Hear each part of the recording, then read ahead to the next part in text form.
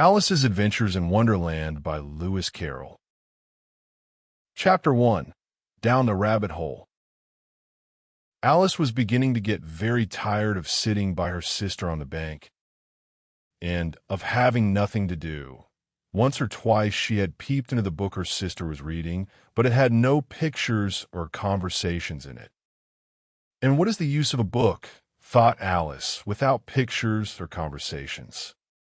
So she was considering in her own mind, as well as she could, for the hot day made her feel very sleepy and stupid.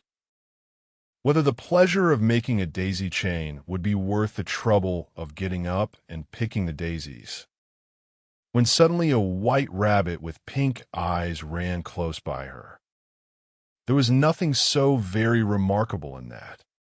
Nor did Alice think it so very much out of the way to hear the rabbit say to itself, "Oh dear, oh dear, I shall be late." When she thought it over afterwards, it occurred to her that she ought to have wondered at this. But at the time it all seemed quite natural. But when the rabbit actually took a watch out of its waistcoat pocket and looked at it, and then hurried on, Alice started to her feet, for it flashed across her mind that she had never before seen a rabbit with either a waistcoat pocket or a watch to take out of it, and burning with curiosity, she ran across the field after it, and fortunately was just in time to see it pop down a large rabbit hole under the hedge. In another moment down went Alice after it, never once considering how in the world she was to get out again. The rabbit hole went straight on like a tunnel for some way, and then dipped suddenly down. So suddenly that Alice had not a moment to think about stopping herself before she found herself falling down a very deep well. Either the well was very deep, or she fell very slowly, for she had plenty of time as she went down to look about her and to wonder what was going to happen next. First, she tried to look down and make out what she was coming to, but it was too dark to see anything. Then she looked at the sides of the well and noticed that they were filled with cupboards and bookshelves. Here and there she saw maps and pictures hung upon pegs. She took down a jar from one of the shelves as she passed. It was labeled orange marmalade. But to her great disappointment, it was empty. She did not like to drop the jar for fear of killing somebody underneath, so managed to put it into one of the cupboards as she fell past it. Well, thought Alice to herself, after such a fall as this, I shall think nothing of tumbling downstairs. How brave they'll all think me at home. Why, I wouldn't say anything about it, even if I fell off the top of the house, which was very likely true. Down, down, down. Would the fall never come to an end? I wonder how many miles I've fallen by this time, she said aloud. I must be getting somewhere near the center of the earth. Let me see. That would be 4,000 miles down, I think, for you see, Alice had learnt several things of this sort in her lessons in the schoolroom. And though this was not a very good opportunity for showing off her knowledge, as there was no one to listen to her, still it was good practice to say it over. Yes, that's about the right distance, but then I wonder what latitude or longitude I've got to. Alice had no idea what latitude was, or longitude either, but thought they were nice grand words to say. Presently she began again. I wonder if I shall fall right through the earth. How funny it'll seem to come out among the people that walk with their heads downward. The antipathies. I think she was rather glad there was no one listening this time, as it didn't sound at all the right word, but I shall have to ask them what the name of the country is, you know. Please, ma'am, is this New Zealand or Australia? And she tried to curtsy as she spoke, fancy curtsying as you're falling through the air. Do you think you could manage it? And what an ignorant little girl she'll think me for asking. No, it'll never do to ask. Perhaps I shall see it written up somewhere. Down, down, down. There was nothing else to do, so Alice soon began talking again. "Dinah'll miss me very much tonight, I should think." Dinah was the cat. "I hope they'll remember her saucer of milk at tea time. Dinah, my dear, I wish you were down here with me. There are no mice in the air. I'm afraid, but you might catch a bat, and that's very like a mouse, you know. But do cats eat bats, I wonder?" And here Alice began to get rather sleepy, and went on saying to herself, in a dreamy sort of way, "Do cats eat bats? Do cats eat bats? And sometimes, do bats eat cats?" For, you see, as she couldn't answer either question, it didn't much matter which way she put it. She felt that she was dozing off, and had just begun to dream that she was walking hand in hand with Dinah, and saying to her very earnestly, "Now, Dinah, tell me the truth. Did you ever eat a bat?" When suddenly, thump, thump, down she came upon a heap of sticks and dry leaves, and the fall was over. Alice was not a bit hurt, and she jumped up on her feet in a moment. She looked up, but it was all dark overhead. Before her was another long passage, and the white rabbit was still in sight, hurrying down it. There was not a moment to be lost. Away went Alice like the wind, and was just in time to hear it say, as it turned a corner, "Oh, my ears and whiskers, how late it's getting!" She was close behind it when she turned the corner, but the rabbit was no longer to be seen. She found herself in a long, low hall, which was lit up by a row of lamps hanging from the roof. There were doors all round the hall, but they were all locked, and when Alice had been all the way down one side and up the other, trying every door, she walked sadly down the middle, wondering how she was ever to get out again. Suddenly, she came upon a little three-legged table, all made of solid glass. There was nothing on it except a tiny golden key, and Alice's first thought was that it might belong to one of the doors of the hall. But alas, either the locks were too large, or the key was too small, but at any rate it would not open any of them. However, on the second time round, she came upon a low curtain she had not noticed before, and behind it was a little door about 15 inches high. She tried the little golden key in the lock, and to her great delight it fitted. Alice opened the door and found that it led into a small passage, not much larger than a rat hole. She knelt down and looked along the passage into the loveliest garden you ever saw. How she longed to get out of that dark hall and wander about among those beds of bright flowers and those cool fountains. But she could not even get her head through the doorway, and even if my head would go through, thought poor Alice, it would be of very little use without my shoulders. Oh, how I wish I could shut up like a telescope. I think I could, if I only knew how to begin. For, you see, so many out-of-the-way things had happened lately, that Alice had begun to think that very few things indeed were really impossible. There seemed to be no use in waiting by the little door. So she went back to the table, half hoping she might find another key on it, or at any rate a book of rules for shutting people up like telescopes. This time she found a little bottle on it, which certainly was not here before, said Alice, and round the neck of the bottle was a paper label with the words "Drink Me" beautifully printed on it in large letters. It was all very well to say "Drink me," but the wise little Alice was not going to do that in a hurry. "No, I'll look first," she said, "and see whether it's marked poison or not." For she had read several nice little histories about children who had got burnt and eaten up by wild beasts and other unpleasant things, all because they would not remember the simple rules their friends had taught them, such as that a red-hot poker will burn you if you hold it too long, and that if you cut your finger very deeply with a knife, it usually bleeds.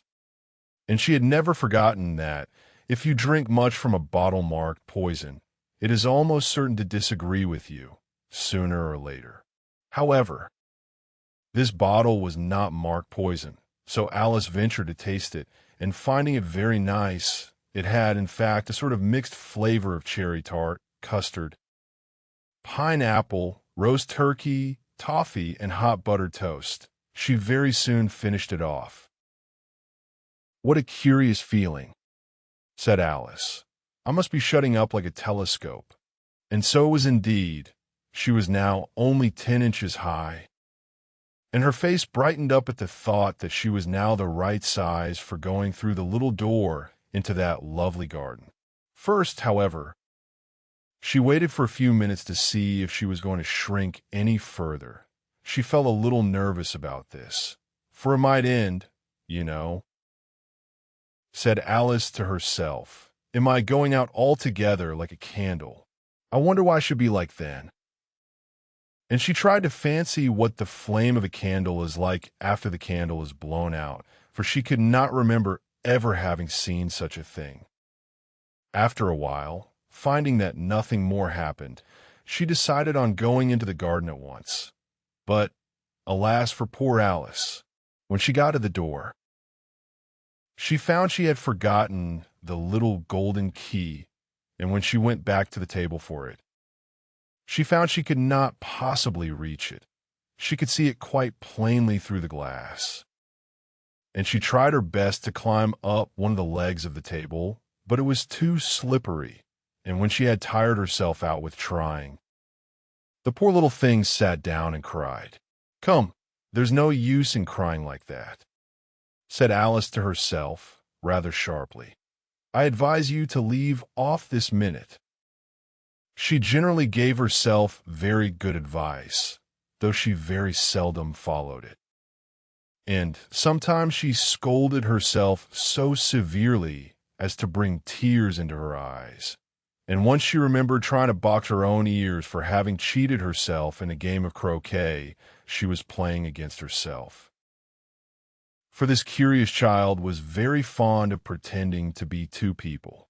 But it's no use now, thought poor Alice, to pretend to be two people.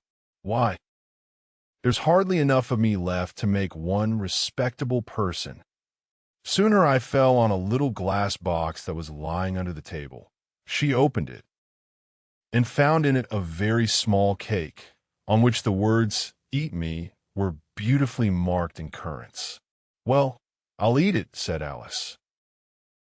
"And if it makes me grow larger, I can reach the key, and if it makes me grow smaller, I can creep under the door. So either way I'll get into the garden, and I don't care which happens." She ate a little bit, and said anxiously to herself, "Which way? Which way?" holding her hand on the top of her head to feel which way it was growing. And she was quite surprised to find that she remained the same size. To be sure, this generally happens when one eats cake. But Alice had got so much into the way of expecting nothing but out-of-the-way things to happen, that it seemed quite dull and stupid for life to go on in the common way. So she set to work and very soon finished off the cake. Chapter 2. The Pool of Tears. "Curiouser and curiouser," cried Alice. She was so much surprised that for the moment she quite forgot how to speak good English. "Now I'm opening out like the largest telescope that ever was. Goodbye, feet." For when she looked down at her feet, they seemed to be almost out of sight. They were getting so far off. "Oh, my poor little feet. I wonder who will put on your shoes and stockings for you now, dears. I'm sure I shan't be able. I shall be a great deal too far off to trouble myself about you. You must manage the best way you can, but I must be kind to them," thought Alice, "or perhaps they won't walk the way I want to go. Let me see. I'll give them a new pair of boots every Christmas." And she went on planning to herself how she would manage it. They must go by the carrier, she thought. and how funny it'll seem. Sending presents to one's own feet. And how odd the directions will look. Alice's right foot, esque, hearthrug, near the fender, with Alice's love. Oh dear, what nonsense I'm talking. Just then her head struck against the roof of the hall. In fact, she was now more than 9 feet high. And she at once took up the little golden key and hurried off to the garden door. Poor Alice! It was as much as she could do. Lying down on one side. To look through into the garden with one eye. But to get through was more hopeless than ever. She sat down and began to cry again. You ought to be ashamed of yourself, said Alice. A great girl like you, she might well say this, to go on crying in this way. Stop this moment. I tell you. But she went on all the same, shedding gallons of tears until there was a large pool all round her, about 4 inches deep and reaching half down the hall. After a time, she heard a little pattering of feet in the distance, and she hastily dried her eyes to see what was coming. It was the white rabbit returning, splendidly dressed, with a pair of white kid gloves in one hand and a large fan in the other. He came trotting along in a great hurry, muttering to himself as he came, "Oh, the Duchess, the Duchess! Oh, won't she be savage if I've kept her waiting?" Alice felt so desperate that she was ready to ask help of anyone. So, when the rabbit came near her, she began, in a low, timid voice, "If you please, sir." The rabbit started violently, dropped the white kid gloves and the fan, and scurried away into the darkness as hard as he could go. Alice took up the fan and gloves, and, as the hall was very hot, she kept fanning herself all the time she went on talking. Dear, dear, how queer everything is today. And yesterday things went on just as usual. I wonder if I've been changed in the night. Let me think. Was I the same when I got up this morning? I almost think I can remember feeling a little different. But if I'm not the same, the next question is, who in the world am I? Ah, that's the great puzzle. And she began thinking over all the children she knew that were of the same age as herself to see if she could have been changed for any of them. I'm sure I'm not Ada, she said, for her hair goes in such long ringlets, and mine doesn't go in ringlets at all. And I'm sure I can't be Mabel, for I know all sorts of things, and she knows such a very little. Besides, she's she, and I'm I, and oh dear, how puzzling it all is. I'll try if I know all the things I used to know. Let me see. 4 times 5 is 12, and 4 times 6 is 13. And 4 times 7 is, oh dear, I shall never get to 20 at that rate. However, the multiplication table doesn't signify. Let's try geography. London is the capital of Paris, and Paris is the capital of Rome, and Rome no. That's all wrong. I'm certain I must have been changed for Mabel. I'll try and say, how doth the little, and she crossed her hands on her lap as if she were saying lessons, and began to repeat it. But her voice sounded hoarse and strange, and the words did not come the same as they used to do. How doth the little crocodile improve his shining tail, and pour the waters of the Nile on every golden scale? How cheerfully he seems to grin, how neatly spread his claws, and welcome little fishes in with gently smiling jaws. I'm sure those are not the right words, said poor Alice, and her eyes filled with tears again as she went on. I must be Mabel after all, and I shall have to go and live in that poky little house, and have next to no toys to play with, and oh, ever so many lessons to learn. No, I've made up my mind about it. If I'm Mabel, I'll stay down here. It'll be no use their putting their heads down and saying, "Come up again, dear." I shall only look up and say, who am I then? Tell me that first, and then if I like being that person, I'll come up. If not, I'll stay down here till I'm somebody else, but, oh dear, cried Alice with a sudden burst of tears, I do wish they would put their heads down. I am so very tired of being all alone here. As she said this, she looked down at her hands and was surprised to see that she had put on one of the rabbit's little white kid gloves while she was talking. How can I have done that? She thought. I must be growing small again. She got up and went to the table to measure herself by it, and found that, as nearly as she could guess, she was now about 2 feet high and was going on shrinking rapidly. She soon found out that the cause of this was the fan she was holding, and she dropped it hastily, just in time to avoid shrinking away altogether. That was a narrow escape, said Alice, a good deal frightened at the sudden change, but very glad to find herself still in existence. And now for the garden, and she ran with all speed back to the little door. But alas, the little door was shut again, and the little golden key was lying on the glass table as before. And things are worse than ever, thought the poor child. For I never was so small as this before. Never. And I declare it's too bad that it is. As she said these words, her foot slipped. And in another moment, splash, she was up to her chin in salt water. Her first idea was that she had somehow fallen into the sea. And in that case, I can go back by railway, she said to herself. Alice had been to the seaside once in her life, and had come to the general conclusion that wherever you go to on the English coast, you find a number of bathing machines in the sea. Some children digging in the sand with wooden spades, then a row of lodging houses, and behind them a railway station. However, she soon made out that she was in the pool of tears which she had wept when she was 9 feet high.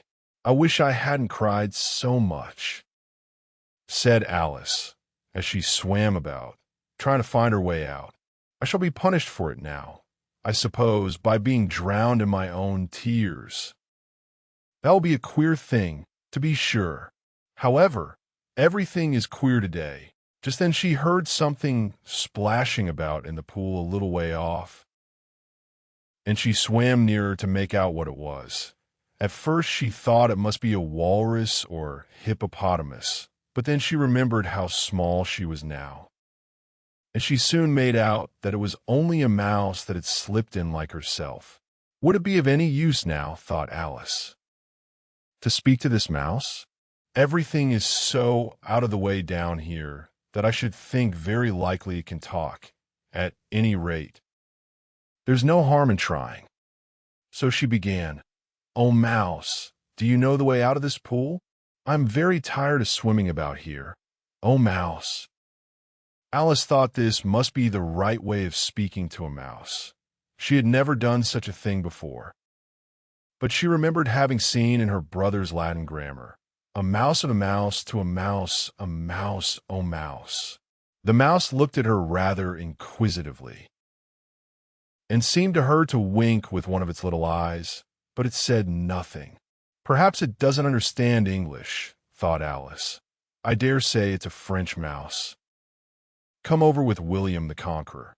For, with all her knowledge of history, Alice had no very clear notion how long ago anything had happened.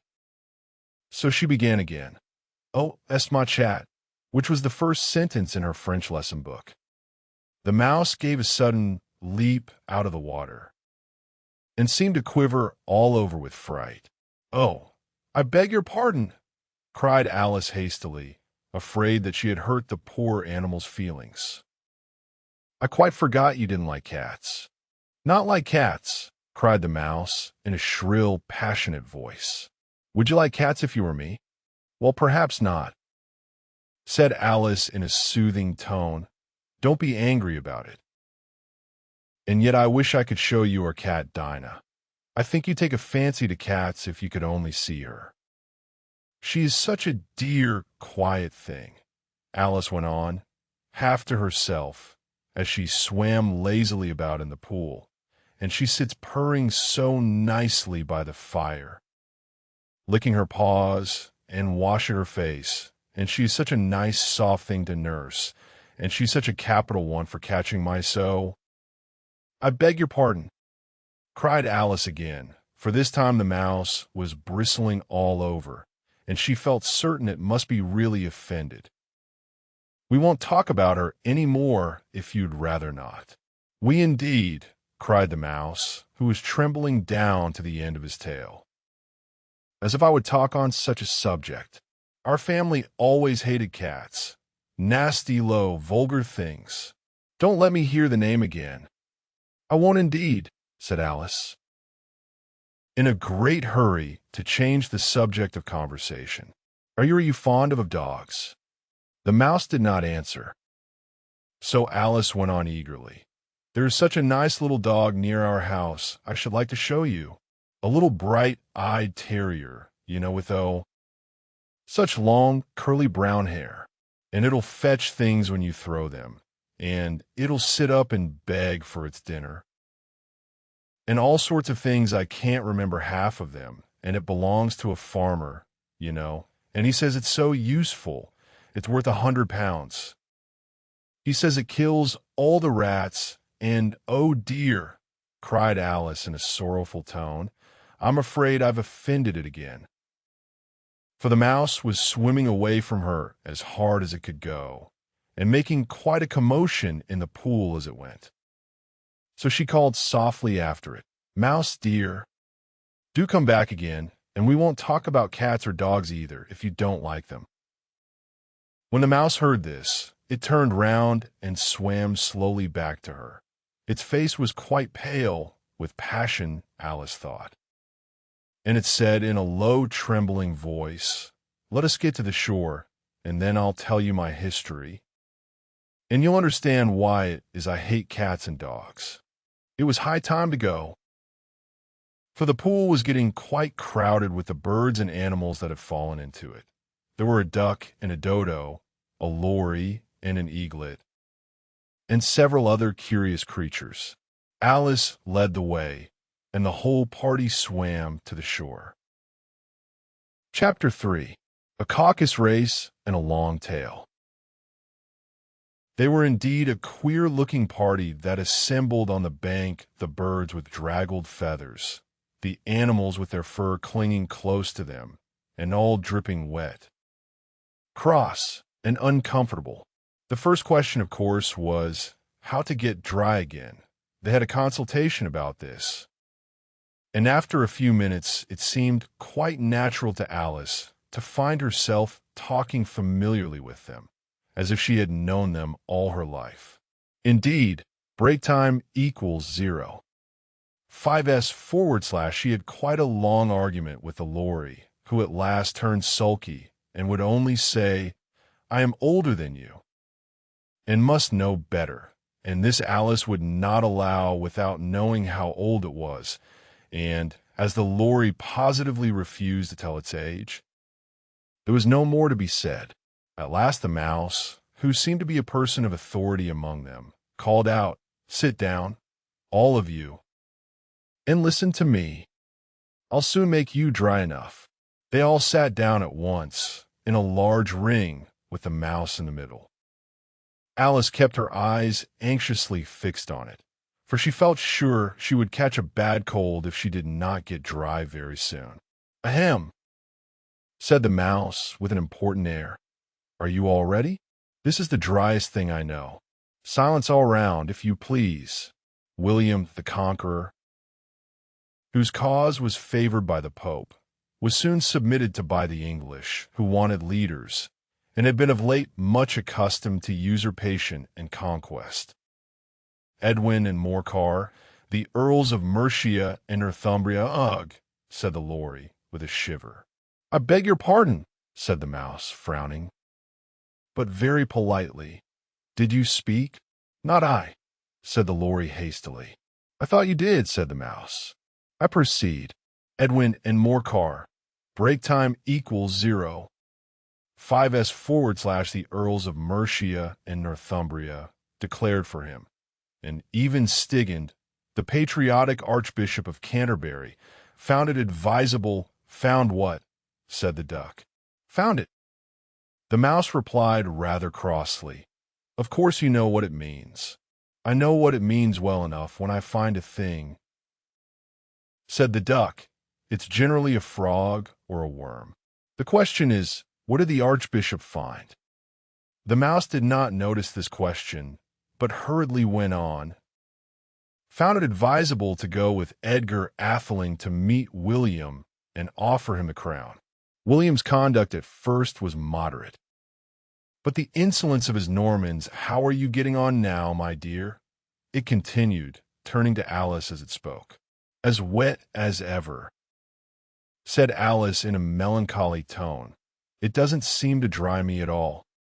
In that case, said the dodo solemnly, rising to its feet, I move that the meeting adjourn for the immediate adoption of more energetic remedies. Speak English, said the eaglet. I don't know the meaning of half those long words. And, what's more, I don't believe you do either. And the eaglet bent down its head to hide a smile. Some of the other birds tittered audibly. What I was going to say, said the dodo in an offended tone, was that the best thing to get us dry would be a caucus race. What is a caucus race? Said Alice. Not that she wanted much to know, but the dodo had paused as if it thought that somebody ought to speak. And no one else seemed inclined to say anything. Why, said the dodo, the best way to explain it is to do it. And, as you might like to try the thing yourself, some winter day, I will tell you how the dodo managed it. First it marked out a race course.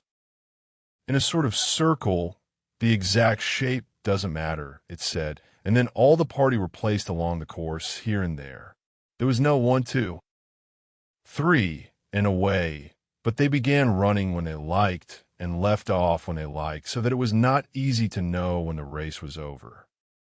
However, when they had been running half an hour or so, and were quite dry again, the dodo suddenly called out, "The race is over," and they all crowded round it, panting and asking, "But who has won?" This question the dodo could not answer without a great deal of thought, and it sat for a long time with one finger pressed upon its forehead, the position in which you usually see Shakespeare in the pictures of him. Break time equals 0. 5s / while the rest waited in silence. At last the dodo said, "Everybody has won, and all must have prizes. But who is to give the prizes?" Quite a chorus of voices asked. "Why, she, of course," said the dodo, pointing to Alice with one finger, and the whole party at once crowded round her, calling out in a confused way, "Prizes, prizes." Alice had no idea what to do, and in despair she put her hand in her pocket and pulled out a box of comfits. Luckily, the salt water had not got into it, and handed them round as prizes. There was exactly one apiece, all round. "But she must have a prize herself, you know," said the mouse.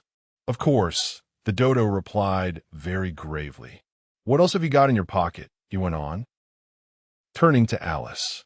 "Only a thimble," said Alice sadly. "Hand it over here," said the dodo. Then they all crowded round her once more, while the dodo solemnly presented the thimble, saying, "We beg your acceptance of this elegant thimble." And when it had finished this short speech, they all cheered.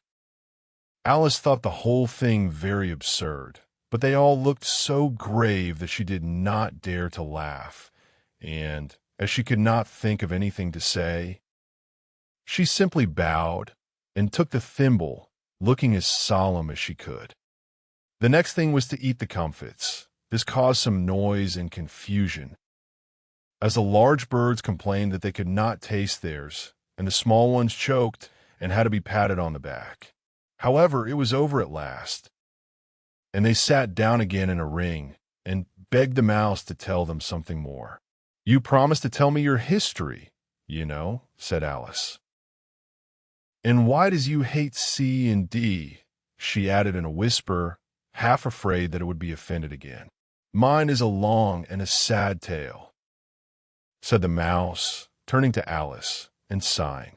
It is a long tale, certainly, said Alice, looking down with wonder at the mouse's tail. But why do you call it sad? And she kept on puzzling about it while the mouse was speaking, so that her idea of the tale was something like this. Fury said to a mouse that he met in the house, "Let us both go to law. I will prosecute you. Come, I'll take no denial. We must have a trial, for really this morning I've nothing to do." Said the mouse to the cur, "Such a trial, dear sir, with no jury or judge, would be wasting our breath." "I'll be judge, I'll be jury," said cunning old Fury. "I'll try the whole cause and condemn you to death." "You are not attending," said the mouse to Alice severely. "What are you thinking of?" "I beg your pardon," said Alice very humbly. "You had got to the fifth bend, I think." "I had not," cried the mouse, sharply and very angrily. "A not," said Alice, always ready to make herself useful and looking anxiously about her. "Oh, do let me help to undo it." "I shall do nothing of the sort," said the mouse, getting up and walking away. "You insult me by talking such nonsense." "I didn't mean it," pleaded poor Alice. "But you're so easily offended, you know." The mouse only growled in reply. "Please come back and finish your story," Alice called after it, and the others all joined in chorus. "Yes, please do." But the mouse only shook its head impatiently and walked a little quicker. "What a pity it wouldn't stay," sighed the Lory. As soon as it was quite out of sight, and an old crab took the opportunity of saying to her daughter, "Ah, my dear, let this be a lesson to you never to lose your temper." "Hold your tongue, ma," said the young crab, a little snappishly. "You're enough to try the patience of an oyster." "I wish I had our Dinah here, I know I do," said Alice aloud, addressing nobody in particular. "She'd soon fetch it back." "And who is Dinah, if I might venture to ask the question?" said the Lory. Alice replied eagerly, for she was always ready to talk about her pet. "Dinah's our cat, and she's such a capital one for catching mice you can't think. And oh, I wish you could see her after the birds. Why, she'll eat a little bird as soon as look at it." This speech caused a remarkable sensation among the party. Some of the birds hurried off at once. One old magpie began wrapping itself up very carefully, remarking, "I really must be getting home. The night air doesn't suit my throat." And a canary called out in a trembling voice to its children, "Come away, my dears. It's high time you were all in bed." On various pretexts, they all moved off, and Alice was soon left alone.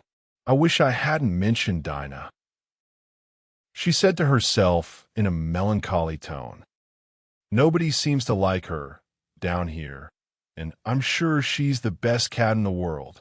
Oh, my dear Dinah, I wonder if I shall ever see you any more." And here poor Alice began to cry again, for she felt very lonely and low-spirited.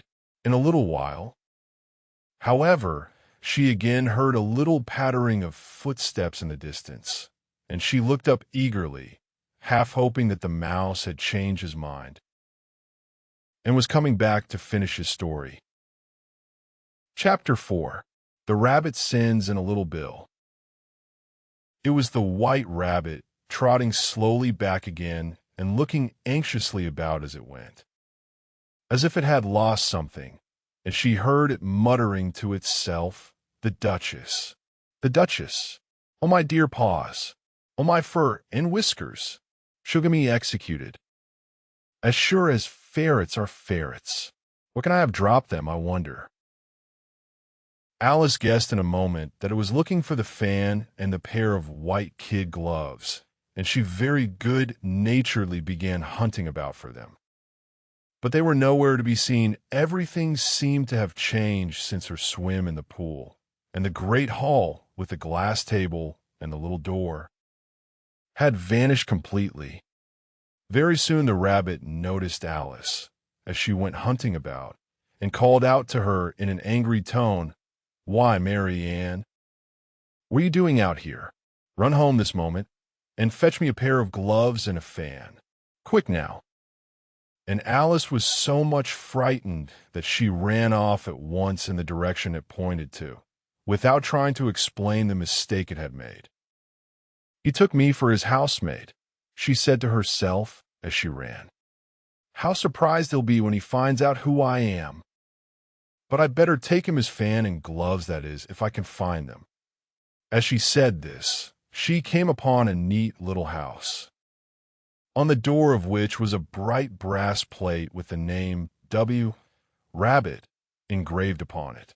She went in without knocking and hurried upstairs, in great fear lest she should meet the real Mary Ann and be turned out of the house before she had found the fan and gloves. "How queer it seems," Alice said to herself, "to be going messages for a rabbit. I suppose Dinah'll be sending me on messages next." And she began fancying the sort of thing that would happen. "Miss Alice, come here directly and get ready for your walk. Come in a minute, nurse. But I got to see that the mouse doesn't get out. Only I don't think," Alice went on, "that they'd let Dinah stop in the house if it began ordering people about like that." By this time, she had found her way into a tidy little room with a table in the window, and on it, as she had hoped, a fan and 2 or 3 pairs of tiny white kid gloves.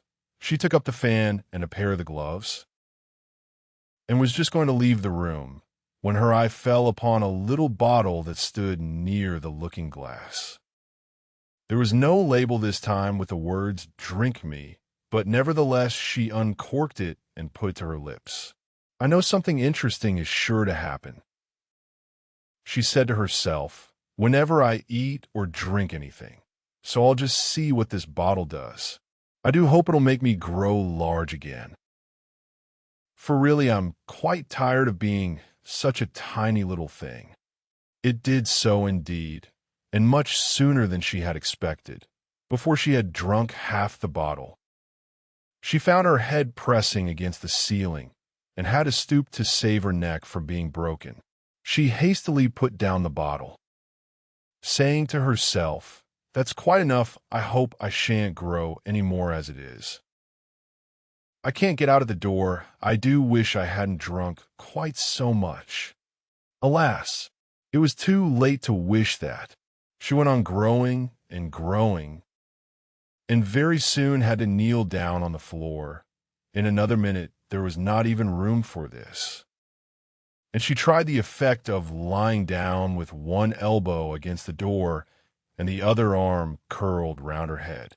Still she went on growing, and as a last resource, she put one arm out of the window and one foot up the chimney, and said to herself, "Now I can do no more, whatever happens. What will become of me?" Luckily for Alice, the little magic bottle had now had its full effect, and she grew no larger. Still, it was very uncomfortable, and as there seemed to be no sort of chance of her ever getting out of the room again, no wonder she felt unhappy. It was much pleasanter at home, thought poor Alice, when one wasn't always growing larger and smaller and being ordered about by mice and rabbits. I almost wish I hadn't gone down that rabbit hole, and yet it's rather curious, this sort of life. I do wonder what can have happened to me. When I used to read fairy tales, I fancied that kind of thing never happened. And now here I am in the middle of one. There ought to be a book written about me, that there ought. And when I grow up, I'll write one. But I'm grown up now, she added in a sorrowful tone. At least there's no room to grow up anymore here. But then, thought Alice, shall I never get any older than I am now? That'll be a comfort. One way never to be an old woman, but then always to have lessons to learn. Oh, I shouldn't like that. Oh, you foolish Alice, she answered herself. How can you learn lessons in here? Why, there's hardly room for you. And no room at all for any lesson books. And so she went on, taking first one side and then the other, and making quite a conversation of it altogether. But after a few minutes, she heard a voice outside and stopped to listen. "Marianne, Marianne," said the voice. "Fetch me my gloves this moment." Then came a little pattering of feet on the stairs. Alice knew it was the rabbit coming to look for her, and she trembled till she shook the house, quite forgetting that she was now about 1,000 times as large as the rabbit, and had no reason to be afraid of it. Presently the rabbit came up to the door and tried to open it, but as the door opened inwards, and Alice's elbow was pressed hard against it, that attempt proved a failure. Alice heard it say to itself, "Then I'll go round and get in at the window." "That you won't," thought Alice, and after waiting till she fancied she heard the rabbit just under the window, she suddenly spread out her hand and made a snatch in the air. She did not get hold of anything, but she heard a little shriek and a fall and a crash of broken glass, from which she concluded that it was just possible it had fallen into a cucumber frame or something of the sort. Next came an angry voice, the rabbit's, "Pat, Pat, where are you?" And then a voice she had never heard before, "Sure, then I'm here, digging for apples, your honor." "Digging for apples, indeed," said the rabbit angrily. "Here, come and help me out of this." Sound of more broken glass. "Now tell me, Pat, what's that in the window?" "Sure, it's an arm, your honor." "You pronounced it arum. An arm, you goose. Who ever saw one that size? Why, it fills the whole window." "Sure it does." "Your honor, but it's an arm for all that." "Well, it's got no business there. At any rate, go and take it away."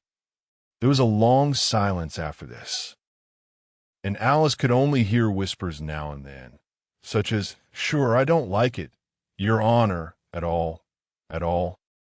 Do as I tell you, you coward." And at last she spread out her hand again and made another snatch in the air. This time there were two little shrieks and more sounds of broken glass. What a number of cucumber frames there must be, thought Alice. I wonder what they'll do next. As for pulling me out of the window, I only wish they could. I'm sure I don't want to stay in here any longer.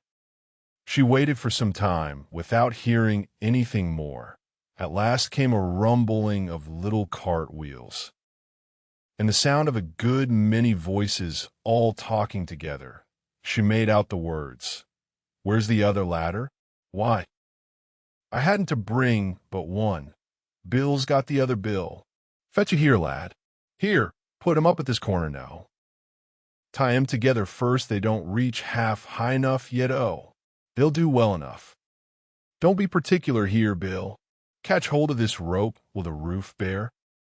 Mind that loose slate. Oh, it's coming down. Heads below."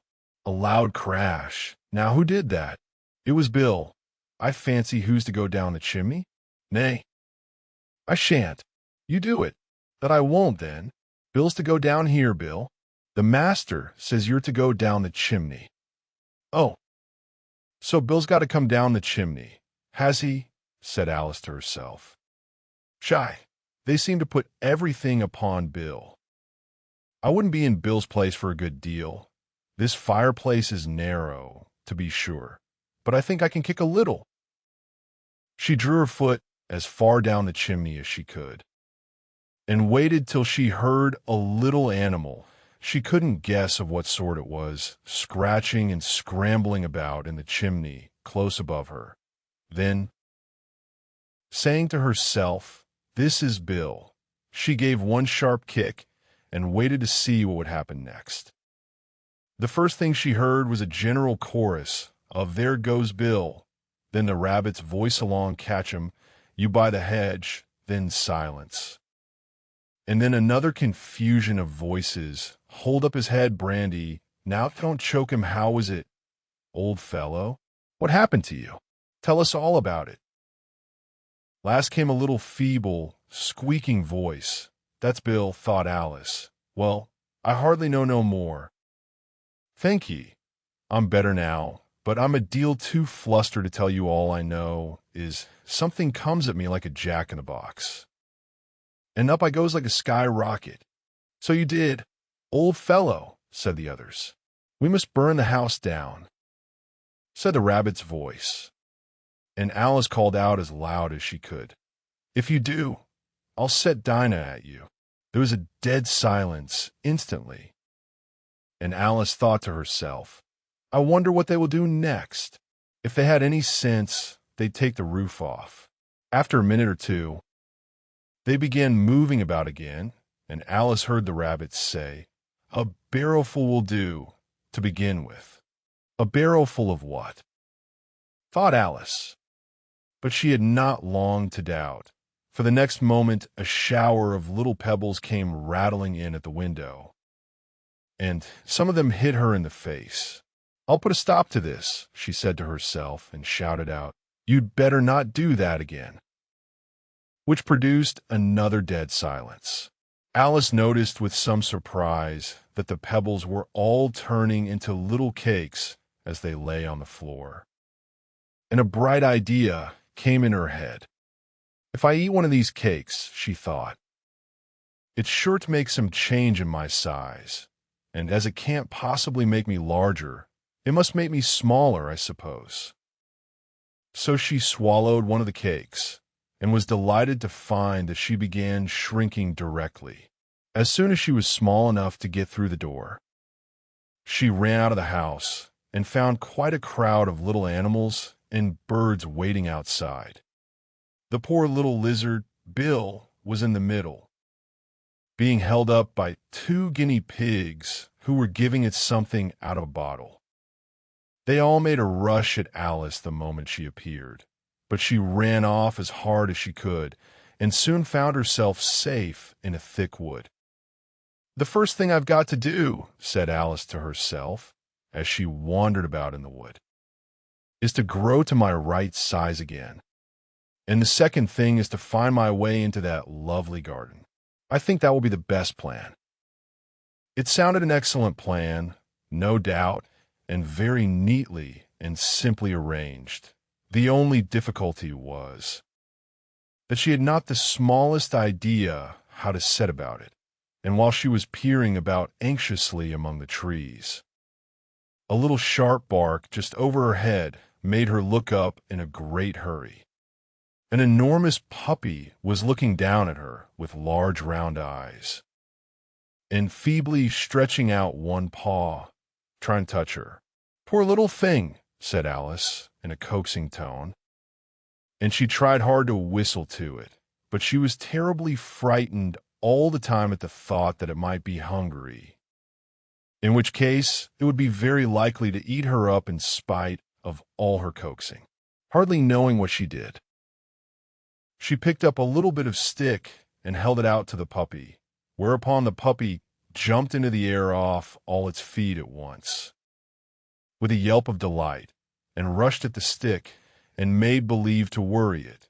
Then Alice dodged behind a great thistle to keep herself from being run over, and the moment she appeared on the other side, the puppy made another rush at the stick and tumbled head over heels in its hurry to get hold of it. Then Alice, thinking it was very like having a game of play with a cart horse, and expecting every moment to be trampled under its feet, ran round the thistle again. Then the puppy began a series of short charges at the stick, running a very little way forwards each time and a long way back, and barking hoarsely all the while, till at last it sat down a good way off, panting, "Break time equals 0. 5s forward slash with its tongue hanging out of its mouth and its great eyes half shut. This seemed to Alice a good opportunity for making her escape, so she set off at once and ran till she was quite tired and out of breath, until the puppy's bark sounded quite faint in the distance. "And yet what a dear little puppy it was," said Alice, as she leant against a buttercup to rest herself and fanned herself with one of the leaves. "I should have liked teaching it tricks very much. If I'd only been the right size to do it. Oh dear, I'd nearly forgotten that I've got to grow up again. Let me see, how is it to be managed?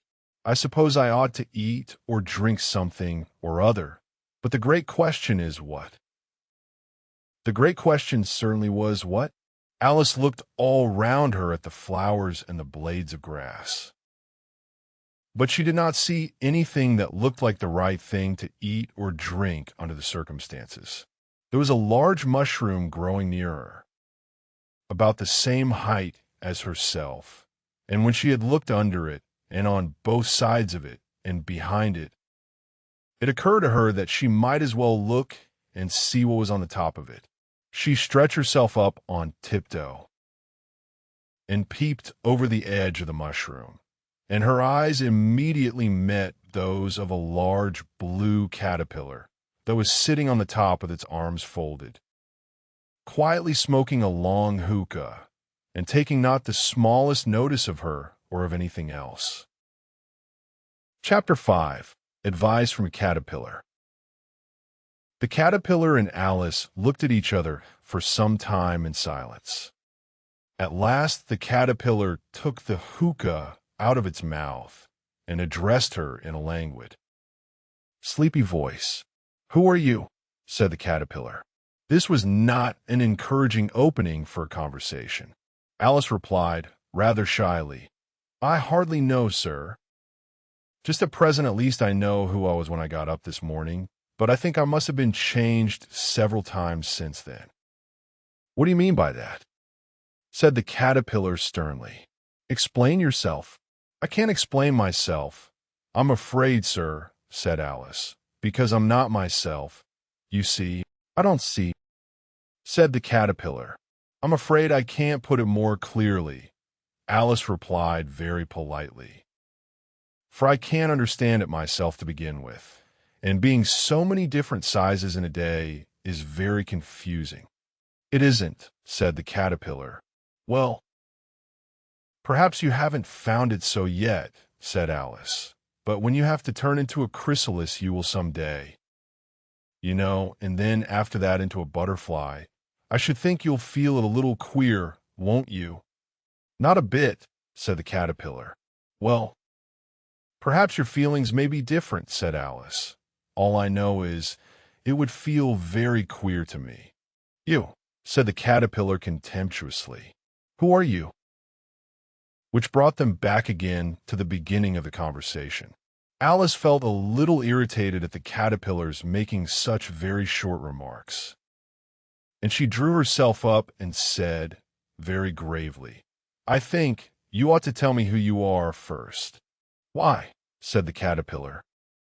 Here was another puzzling question, and as Alice could not think of any good reason, and as the caterpillar seemed to be in a very unpleasant state of mind, she turned away.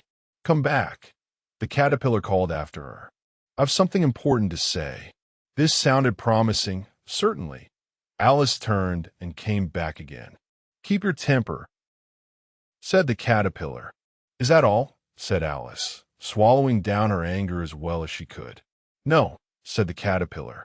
Alice thought she might as well wait, as she had nothing else to do, and perhaps after all it might tell her something worth hearing. For some minutes it puffed away without speaking, but at last it unfolded its arms, took the hookah out of its mouth again, and said, "So you think you're changed, do you?" "I'm afraid I am, sir," said Alice. "I can't remember things as I used, and I don't keep the same size for 10 minutes together." "Can't remember what things?" said the caterpillar. Well, I've tried to say, how doth the little busy bee, but it all came different. Alice replied in a very melancholy voice. Repeat, you are old, Father William, said the caterpillar. Alice folded her hands and began. You are old, Father William, the young man said, and your hair has become very white, and yet you incessantly stand on your head. Do you think at your age it is right? In my youth, Father William replied to his son, I feared it might injure the brain, but now that I'm perfectly sure I have none, why, I do it again and again. You are old, said the youth, as I mentioned before, and have grown most uncommonly fat, yet you turned a back somersault in at the door, pray. What is the reason of that? In my youth, said the sage, as he shook his gray locks, I kept all my limbs very supple by the use of this ointment. 1 shilling the box to allow me to sell you a couple. You are old, said the youth, and your jaws are too weak for anything tougher than suet. Yet you finished the goose with the bones and the beak, pray. How did you manage to do it? In my youth, said his father, I took to the law and argued each case with my wife, and the muscular strength which it gave to my jaw has lasted the rest of my life. You are old, said the youth. One would hardly suppose that your eye was as steady as ever, yet you balanced an eel on the end of your nose, what made you so awfully clever. I have answered 3 questions, and that is enough, said his father. Don't give yourself airs. Do you think I can listen all day to such stuff? Be off, or I'll kick you downstairs. That is not said right, said the caterpillar. Not quite right, I'm afraid, said Alice, timidly. Some of the words have got altered. It is wrong from beginning to end, said the caterpillar decidedly, and there was silence for some minutes. The caterpillar was the first to speak. What size do you want to be? It asked. Oh, I'm not particular as to size, Alice hastily replied. Only one doesn't like changing so often, you know. I don't know, said the caterpillar. Alice said nothing. She had never been so much contradicted in her life before, and she felt that she was losing her temper. Are you content now? Said the caterpillar. Well, I should like to be a little larger, sir, if you wouldn't mind, said Alice. 3 inches is such a wretched height to be. Is a very good height indeed, said the caterpillar angrily, rearing itself upright as it spoke. It was exactly 3 inches high. But I'm not used to it, pleaded poor Alice in a piteous tone, and she thought of herself. I wish the creatures wouldn't be so easily offended. You'll get used to it in time, said the caterpillar, and it put the hookah into its mouth and began smoking again. This time Alice waited patiently until it chose to speak again. In a minute or two, the caterpillar took the hookah out of its mouth and yawned once or twice and shook itself.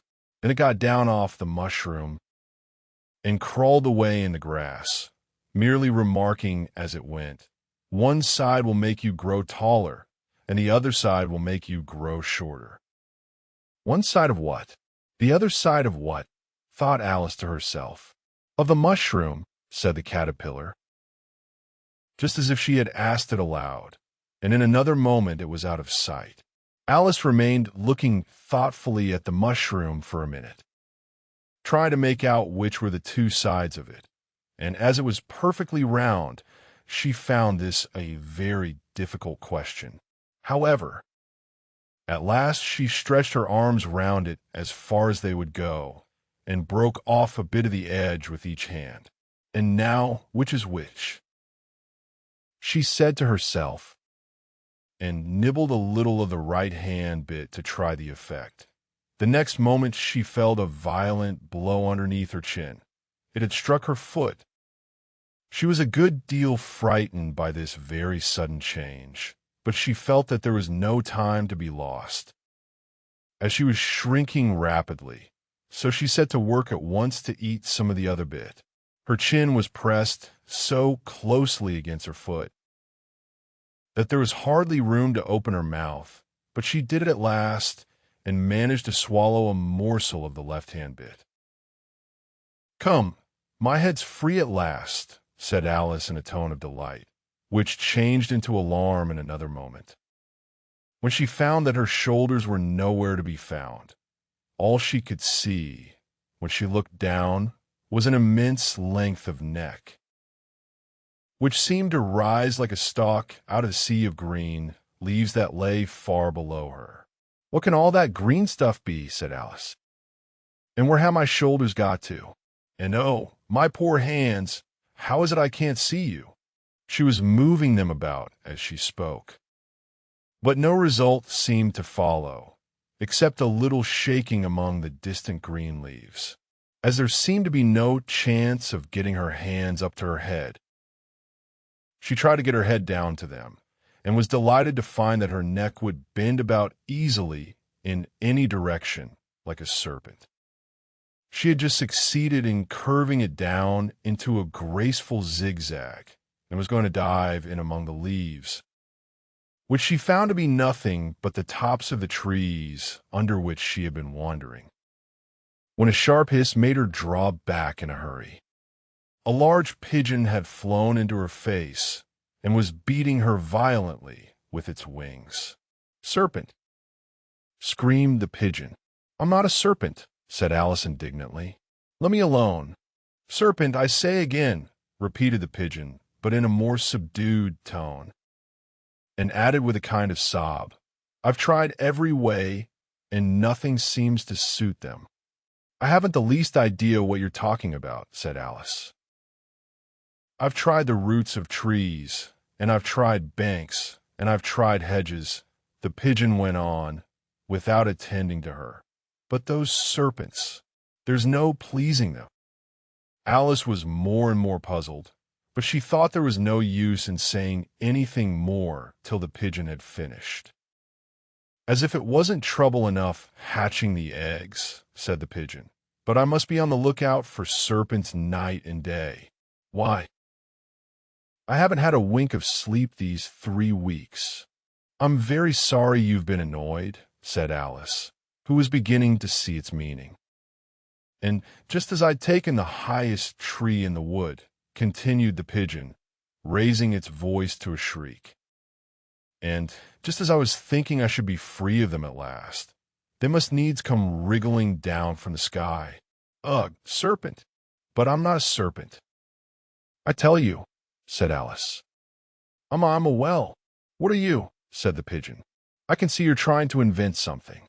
"I'm a little girl," said Alice, rather doubtfully, as she remembered the number of changes she had gone through that day. "A likely story indeed," said the pigeon in a tone of the deepest contempt.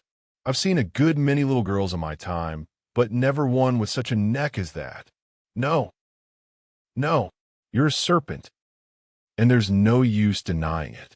I suppose you'll be telling me next that you never tasted an egg."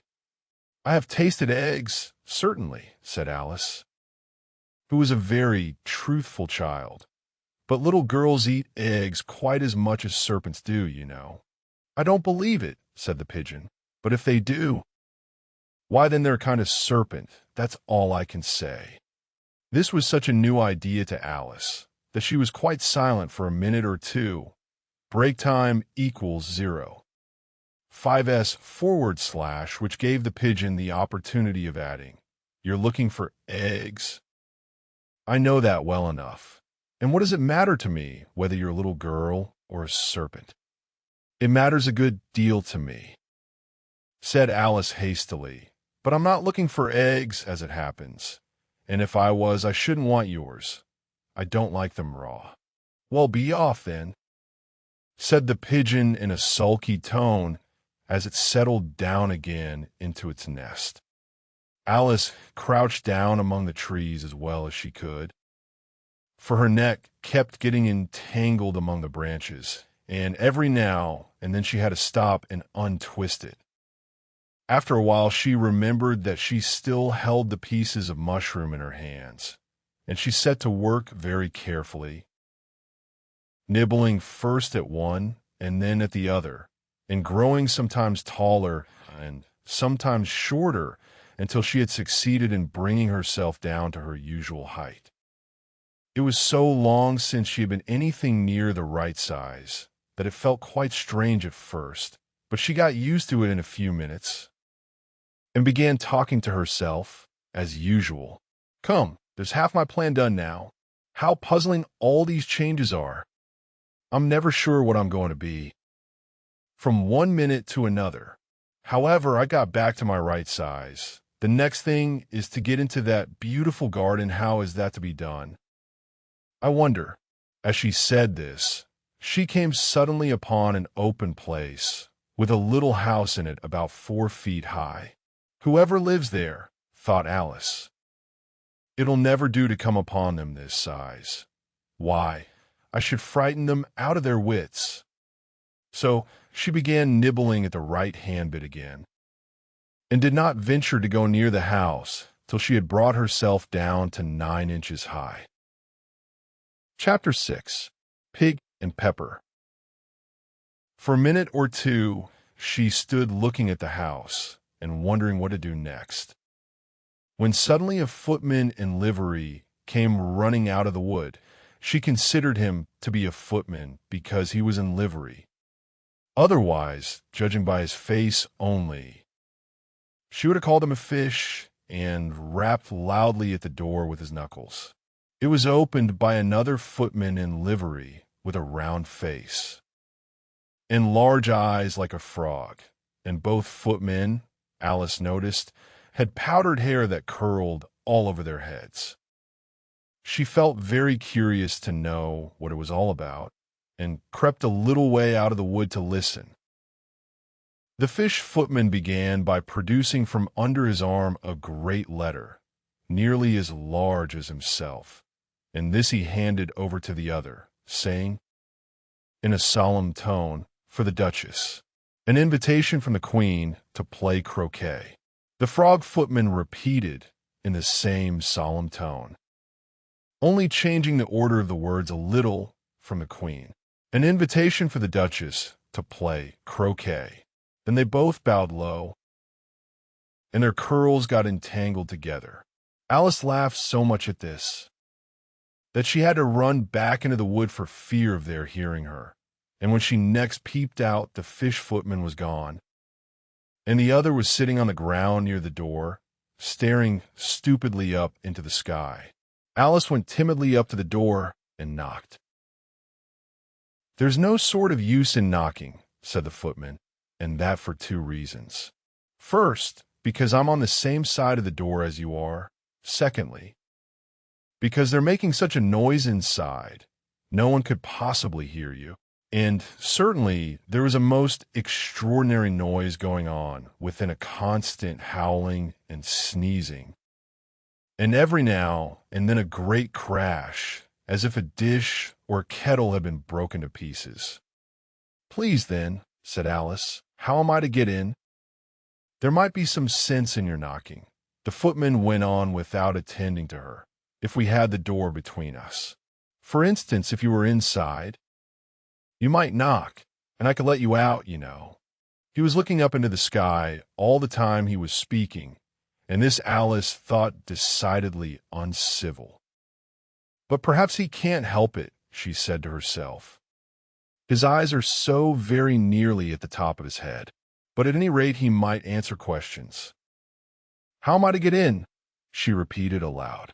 I shall sit here, the footman remarked, till tomorrow. At this moment the door of the house opened, and a large plate came skimming out, straight at the footman's head. It just grazed his nose and broke to pieces against one of the trees behind him. Or next day, maybe, the footman continued in the same tone, exactly as if nothing had happened. How am I to get in? Asked Alice again. In a louder tone. Are you to get in all? Said the footman. That's the first question, you know. It was, no doubt, only Alice did not like to be told so. It's really dreadful, she muttered to herself, the way all the creatures argue. It's enough to drive one crazy.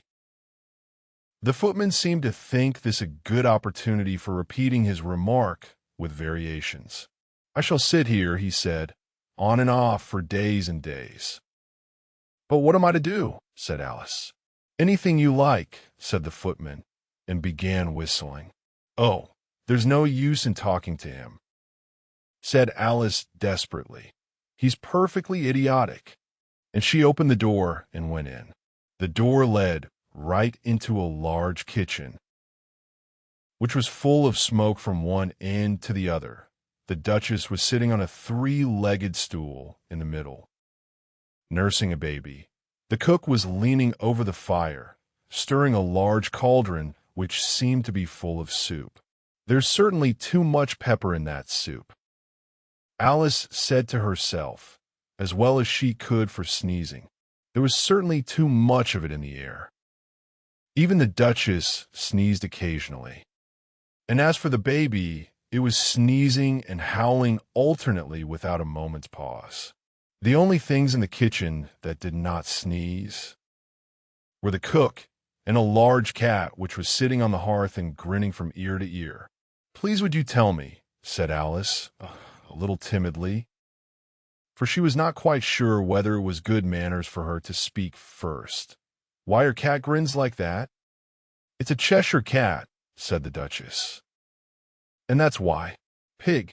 She said the last word with such sudden violence that Alice quite jumped, but she saw in another moment that it was addressed to the baby and not to her. So she took courage and went on again. I didn't know that Cheshire Cats always grinned. In fact, I didn't know that cats could grin. They all can, said the Duchess, and most of them do. I don't know of any that do, Alice said very politely, feeling quite pleased to have got into a conversation. You don't know much, said the Duchess, and that's a fact. Alice did not at all like the tone of this remark, and thought it would be as well to introduce some other subject of conversation. While she was trying to fix on one, the cook took the cauldron of soup off the fire, and at once set to work throwing everything within her reach at the Duchess, and the baby the fire irons came first. Then followed a shower of saucepans, plates, and dishes. The Duchess took no notice of them even when they hit her, and the baby was howling so much already that it was quite impossible to say whether the blows hurt it or not. Oh, please mind what you're doing, cried Alice, jumping up and down in an agony of terror. Oh, there goes his precious nose, as an unusually large saucepan flew close by it and very nearly carried off. If everybody minded their own business, the Duchess said in a hoarse growl, the world would go round a deal faster than it does, which would not be an advantage, said Alice, who felt very glad to get an opportunity of showing off a little of her knowledge. Just think of what work it would make with the day and night. You see, the earth takes 24 hours to turn round on its axis. Talking of axes, said the Duchess, chop off her head. Alice glanced rather anxiously at the cook to see if she meant to take the hint, but the cook was busily stirring the soup and seemed not to be listening. So she went on again. 24 hours, I think. Or is it 12? Oh, don't bother me, said the Duchess. I never could abide figures. And with that she began nursing her child again, singing a sort of lullaby to it as she did so, and giving it a violent shake at the end of every line.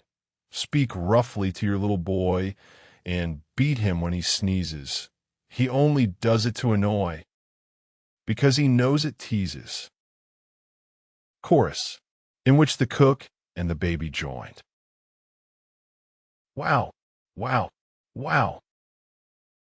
While the Duchess sang the second verse of the song, she kept tossing the baby violently up and down, and the poor little thing howled so that Alice could hardly hear the words. I speak severely to my boy. I beat him when he sneezes, for he can thoroughly enjoy the pepper when he pleases. Chorus. Wow, wow, wow. Here, you may nurse it a bit, if you like, the Duchess said to Alice, flinging the baby at her as she spoke. I must go and get ready to play croquet with the Queen, and she hurried out of the room. The cook threw a frying pan after her as she went out, but it just missed her. Alice caught the baby with some difficulty, as it was a queer-shaped little creature and held out its arms and legs in all directions, just like a starfish, thought Alice. The poor little thing was snorting like a steam engine when she caught it and kept doubling itself up and straightening itself out again, so that altogether, for the first minute or two, it was as much as she could do to hold it, as soon as she had made out the proper way of nursing it, which was to twist it up into a sort of knot, and then keep tight hold of its right ear and left foot, so as to prevent its undoing itself. She carried it out into the open air. If I don't take this child away with me, thought Alice, they're sure to kill it in a day or two. Wouldn't it be murder to leave it behind? She said the last words out loud, and the little thing grunted in reply. It had left off sneezing by this time. Don't grunt, said Alice. That's not at all a proper way of expressing yourself.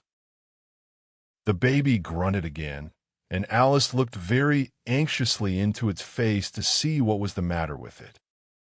There could be no doubt that it had a very turn-up nose, much more like a snout than a real nose.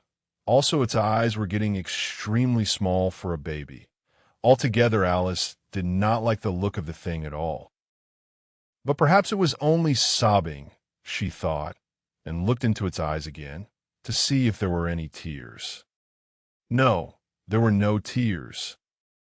If you're going to turn into a pig, my dear, said Alice, seriously, I'll have nothing more to do with you. Mind now. The poor little thing sobbed again, or grunted. It was impossible to say which, and they went on for some while in silence. Alice was just beginning to think to herself, now, what am I to do with this creature when I get it home? When it grunted again, so violently, that she looked down into its face in some alarm. This time there could be no mistake about it. It was neither more nor less than a pig, and she felt that it would be quite absurd for her to carry it further. So she set the little creature down, and felt quite relieved to see it trot away quietly into the wood. If it had grown up, she said to herself, it would have made a dreadfully ugly child. But it makes rather a handsome pig, I think. And she began thinking over other children she knew, who might do very well as pigs, and was just saying to herself, if one only knew the right way to change them, when she was a little startled by seeing the Cheshire Cat sitting on a bough of a tree a few yards off. The cat only grinned when it saw Alice. It looked good-natured, she thought. Still, it had very long claws and a great many teeth, so she felt that it ought to be treated with respect. Cheshire Puss, she began rather timidly, as she did not at all know whether it would like the name. However, it only grinned a little wider. Come, it's pleased so far, thought Alice. And she went on. Would you tell me, please, which way I ought to go from here? That depends a good deal on where you want to get to, said the cat. I don't much care where, said Alice. Then it doesn't matter which way you go, said the cat, so long as I get somewhere. Alice added as an explanation, oh, you're sure to do that, said the cat, if you only walk long enough. Alice felt that this could not be denied. So she tried another question. What sort of people live about here? In that direction, the cat said, waving its right paw around, lives a hatter, and in that direction, waving the other paw, lives a March hare. Visit either you like, they're both mad. But I don't want to go among mad people, Alice remarked. Oh, you can't help that, said the cat. We're all mad here. I'm Mel. You're mad. How do you know I'm mad? Said Alice. You must be, said the cat, or you wouldn't have come here. Alice didn't think that proved it at all. However, she went on, and how do you know that you're mad? To begin with, said the cat, a dog's not mad. You grant that? I suppose so, said Alice. Well, then the cat went on, you see a dog growls when it's angry and wags its tail when it's pleased. Now I growl when I'm pleased and wag my tail when I'm angry. Therefore I'm mad. I call it purring, not growling, said Alice. Call it what you like, said the cat.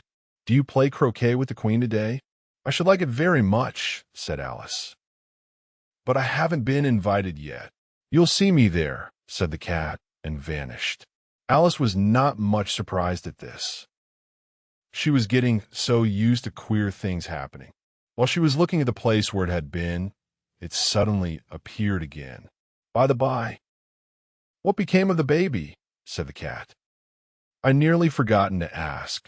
It turned into a pig, Alice quietly said, just as if it had come back in a natural way. I thought it would, said the cat, and vanished again. Alice waited a little, half expecting to see it again, but it did not appear. And after a minute or two, she walked on in the direction in which the March Hare was said to live. I've seen hatters before, she said to herself. The March Hare will be much the most interesting. And perhaps as this is May, it won't be raving mad, at least not so mad as it was in March.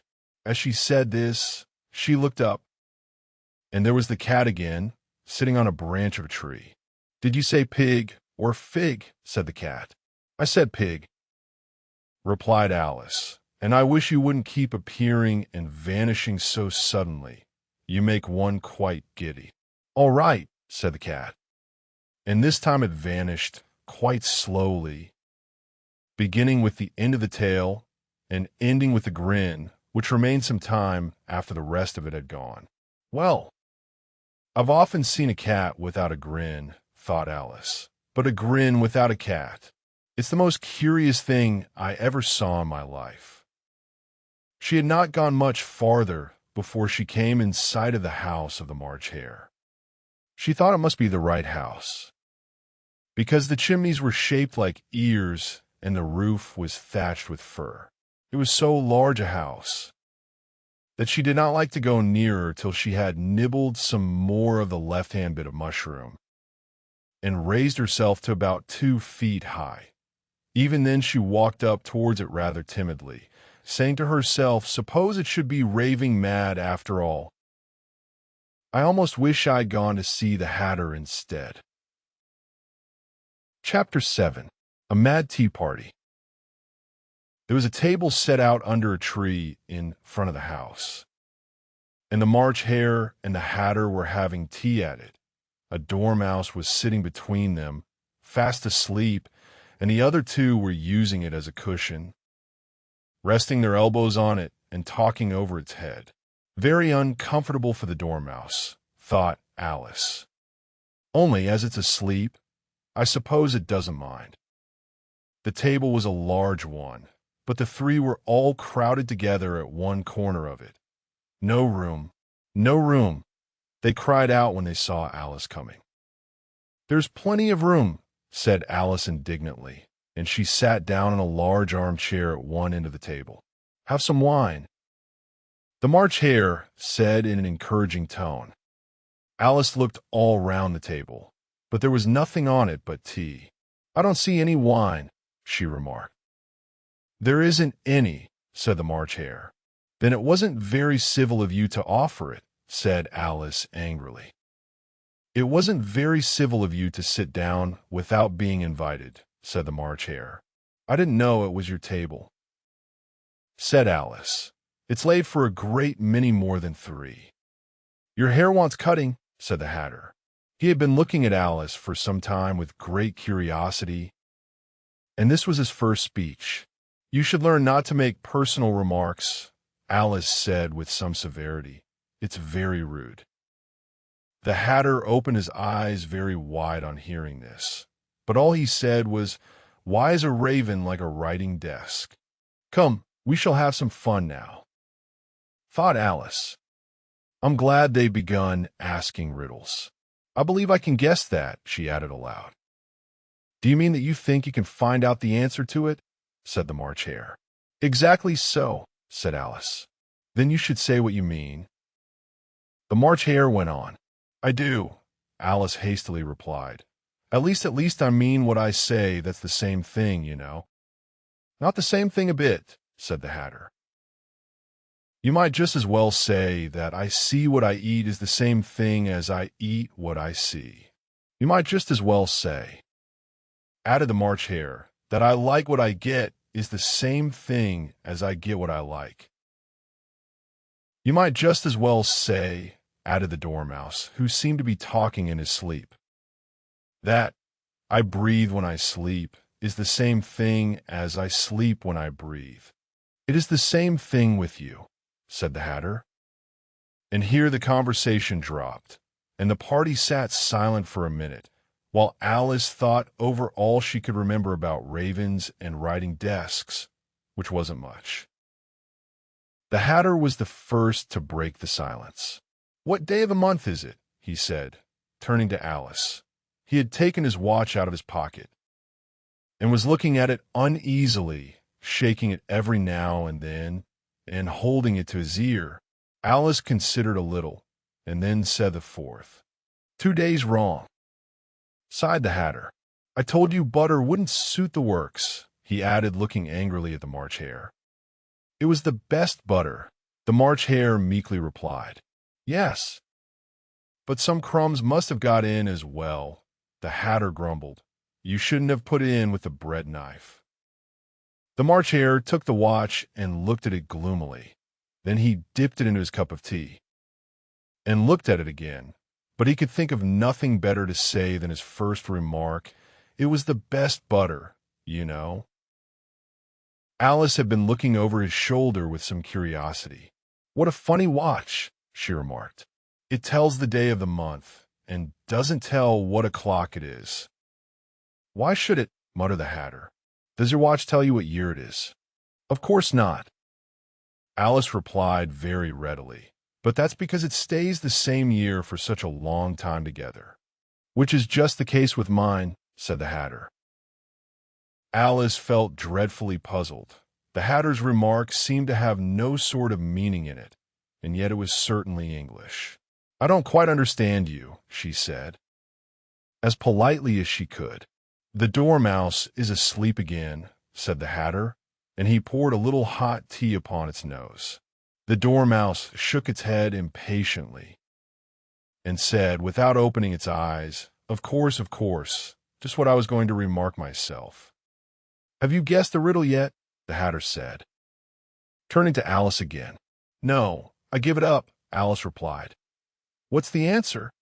I haven't the slightest idea, said the Hatter. Nor I, said the March Hare. Alice sighed wearily. I think you might do something better with the time, she said, than waste it in asking riddles that have no answers. If you knew time as well as I do, said the Hatter, you wouldn't talk about wasting it. It's him. I don't know what you mean, said Alice. Of course you don't, the Hatter said, tossing his head contemptuously. I dare say you never even spoke to time. Perhaps not, Alice cautiously replied, but I know I have to beat time when I learn music. Oh, that accounts for it, said the Hatter. You won't stand beating. Now, if you only kept on good terms with him, he'd do almost anything you liked with the clock. For instance, suppose it were 9 o'clock in the morning. Just time to begin lessons. You'd only have to whisper a hint of time, and round goes the clock in a twinkling. 1:30, time for dinner. I only wish it was, the March Hare said to itself in a whisper. That would be grand, certainly, said Alice thoughtfully. But then I shouldn't be hungry for it. You know, not at first, perhaps, said the Hatter, "but you could keep it to 1:30 as long as you liked. Is that the way you manage?" Alice asked. The Hatter shook his head mournfully. "Not I," he replied. "We quarreled last March, just before he went mad." You know, pointing with his teaspoon at the March Hare. "It was at the great concert given by the Queen of Hearts. And I had to sing Twinkle, Twinkle, Little Bat. How I wonder what you're at." "You know the song, perhaps?" "I've heard something like it," said Alice. "It goes on, the Hatter continued. In this way, up above the world you fly, like a tea tray in the sky. Twinkle." Here the Dormouse shook itself and began singing in its sleep, "Twinkle, twinkle, twinkle." Twinkle, and went on so long that they had to pinch it to make it stop. "Well, I'd hardly finished the first verse," said the Hatter, when the Queen jumped up and bawled out, "He's murdering the time. Off with his head." "How dreadfully savage!" exclaimed Alice. "And ever since that," the Hatter went on in a mournful tone, "he won't do a thing I ask. It's always 6 o'clock now." A bright idea came into Alice's head. "Is that the reason so many tea things are put out here?" she asked. "Yes, that's it," said the Hatter with a sigh. "It's always tea time, and we've no time to wash the things between whiles." "Then you keep moving round, I suppose," said Alice. "Exactly so," said the Hatter.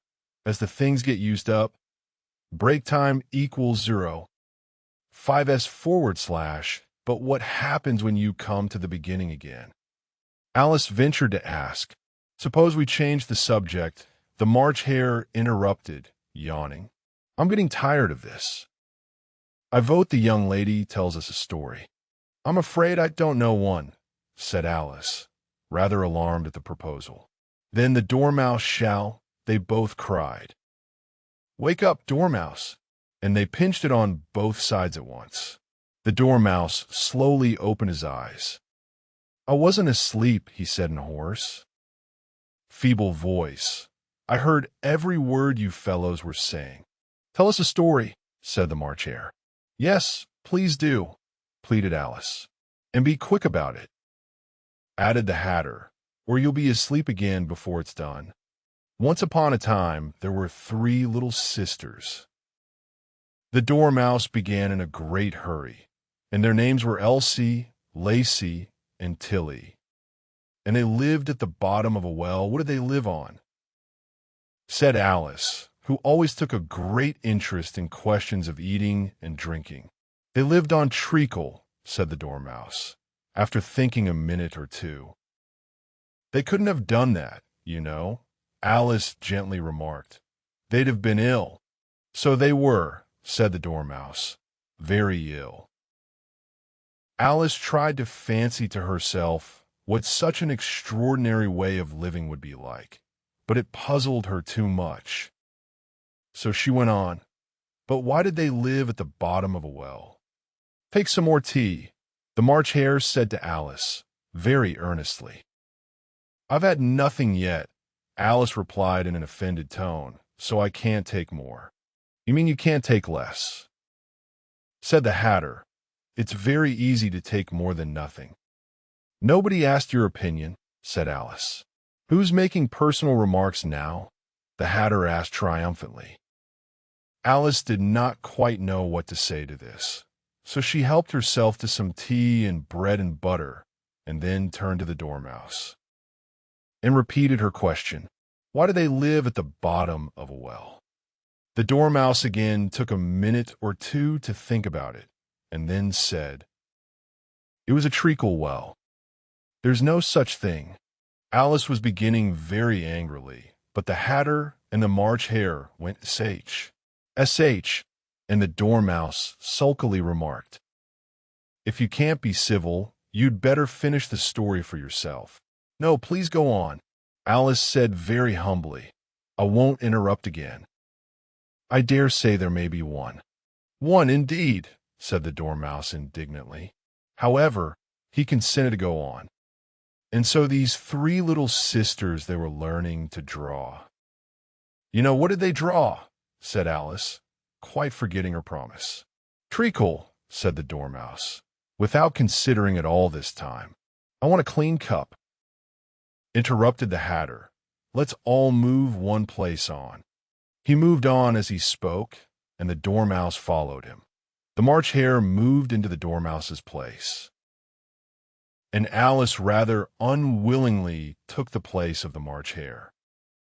The Hatter was the only one who got any advantage from the change, and Alice was a good deal worse off than before, as the March Hare had just upset the milk jug into his plate. Alice did not wish to offend the Dormouse again, so she began very cautiously. "But I don't understand. Where do they draw the treacle from?" "You could draw water out of a water well," said the Hatter. "So I should think you could draw treacle out of a treacle well. Stupid." "But they were in the well," Alice said to the Dormouse, not choosing to notice this last remark. "Of course they were," said the Dormouse. Well, in this answer so confused poor Alice that she let the Dormouse go on for some time without interrupting it. "They were learning to draw," the Dormouse went on, yawning and rubbing its eyes, for it was getting very sleepy. "And they drew all manner of things, everything that begins with an M." "Why with an M?" said Alice. "Why not?" said the March Hare. Alice was silent. The Dormouse had closed its eyes by this time, and was going off into a doze, but, on being pinched by the Hatter, it woke up again with a little shriek and went on. "That begins with an M, such as mousetraps and the moon and memory. And muchness, you know, you say things are much of a muchness. Did you ever see such a thing as a drawing of a muchness?" "Really, now you ask me," said Alice, very much confused. "I don't think." "Then you shouldn't talk," said the Hatter. This piece of rudeness was more than Alice could bear. She got up in great disgust and walked off. The Dormouse fell asleep instantly, and neither of the others took the least notice of her going, though she looked back once or twice, half hoping that they would call after her. The last time she saw them, they were trying to put the Dormouse into the teapot. "At any rate, I'll never go there again," said Alice as she picked her way through the wood. "It's the stupidest tea party I ever was at in all my life." Just as she said this, she noticed that one of the trees had a door leading right into it. "That's very curious," she thought, "but everything's curious today. I think I may as well go in at once." And in she went. Once more she found herself in the long hall and close to the little glass table. "Now, I'll manage better this time," she said to herself, and began by taking the little golden key and unlocking the door that led into the garden. Then she went to work nibbling at the mushroom. She had kept a piece of it in her pocket, till she was about a foot high. Then she walked down the little passage, and then she found herself at last in the beautiful garden, among the bright flower beds and the cool fountains. Chapter 8. The Queen's Croquet Ground. A large rose tree stood near the entrance of the garden. The roses growing on it were white, but there were 3 gardeners at it, busily painting them red. Alice thought this a very curious thing, and she went nearer to watch them, and just as she came up to them, she heard one of them say, "Look out now, Five. Don't go splashing paint over me like that." "I couldn't help it," said Five in a sulky tone. Seven jogged my elbow, on which Seven looked up and said, "That's right, Five. Always lay the blame on others." "You'd better not talk," said Five. "I heard the Queen say only yesterday you deserve to be beheaded." "What for?" said the one who had spoken first. "That's none of your business, too," said Seven. "Yes, it is his business," said Five, "and I'll tell him it was for bringing the cooked tulip roots instead of onions." 7 flung down his brush, and had just begun, well, of all the unjust things, when his eye chanced to fall upon Alice as she stood watching them. And he checked himself suddenly. The others looked round also, and all of them bowed low. "Would you tell me," said Alice, a little timidly, "why you are painting those roses?" 5 and 7 said nothing, but looked at 2. 2 began in a low voice, "Why, the fact is, you see, miss, this here ought to have been a red rose tree, and we put a white one in by mistake, and if the Queen was to find it out, we should all have our heads cut off, you know. So you see, miss, we're doing our best, afore she comes, to at this moment 5, who had been anxiously looking across the garden, called out, the Queen, and the 3 gardeners instantly threw themselves flat upon their faces. There was a sound of many footsteps, and Alice looked round, eager to see the Queen. First came 10 soldiers carrying clubs. These were all shaped like the 3 gardeners, oblong and flat, with their hands and feet at the corners. Next, the 10 courtiers. These were ornamented all over with diamonds, and walked 2 and 2, as the soldiers did. After these came the royal children.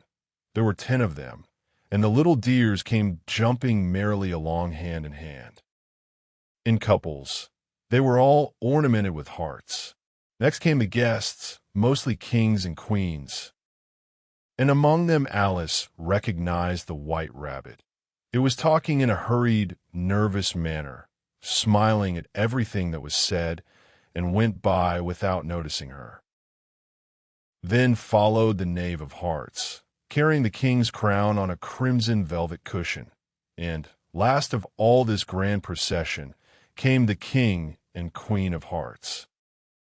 Alice was rather doubtful whether she ought not to lie down on her face like the 3 gardeners, but she could not remember ever having heard of such a rule at processions, and besides, what would be the use of a procession, thought she, if people had all to lie down upon their faces, so that they couldn't see it?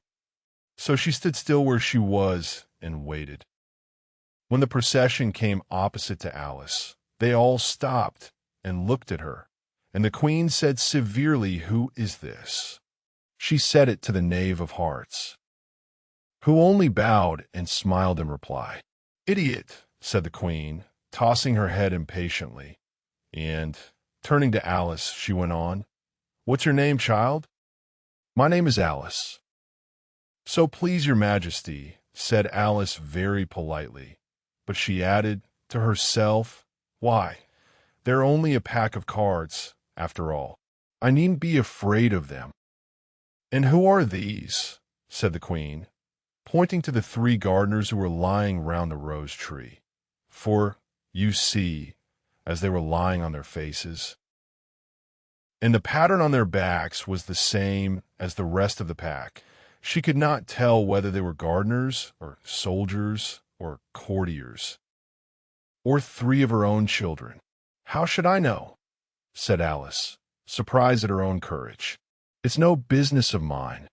The Queen turned crimson with fury, and, after glaring at her for a moment like a wild beast, screamed off with her head.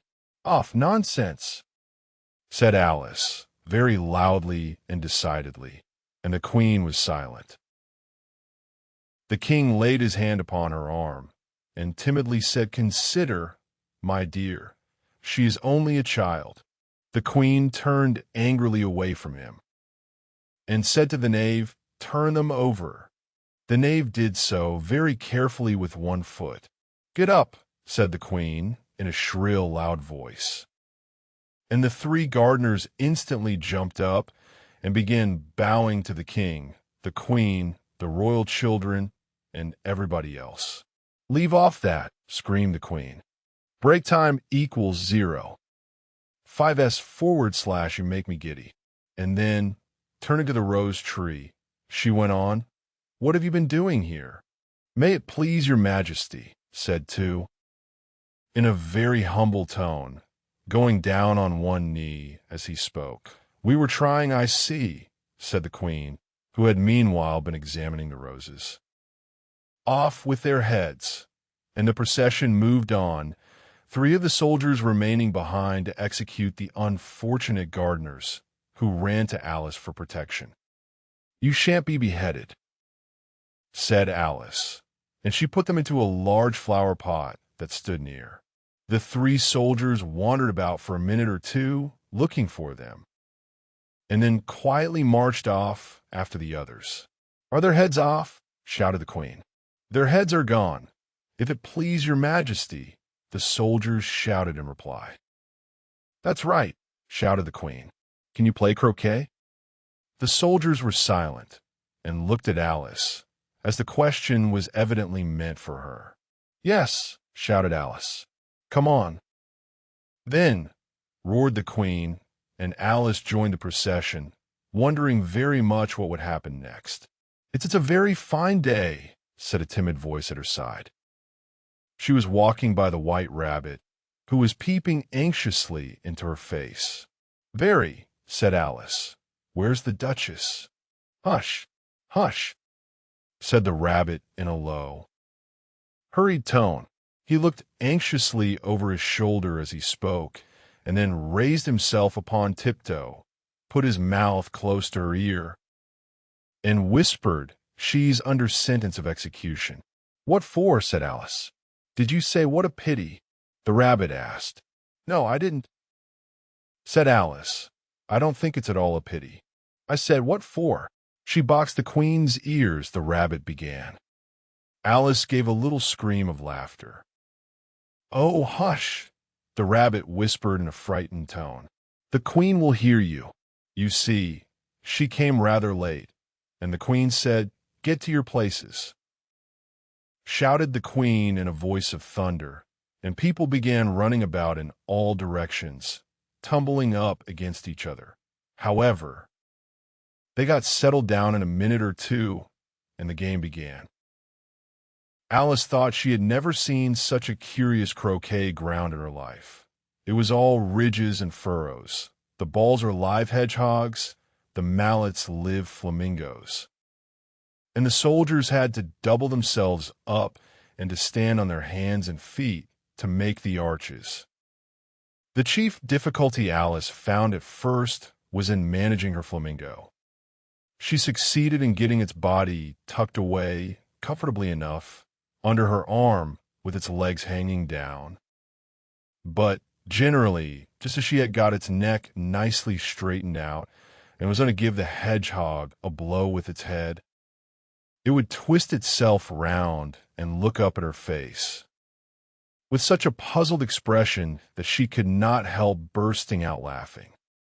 And when she had got its head down and was going to begin again, it was very provoking to find that the hedgehog had unrolled itself and was in the act of crawling away.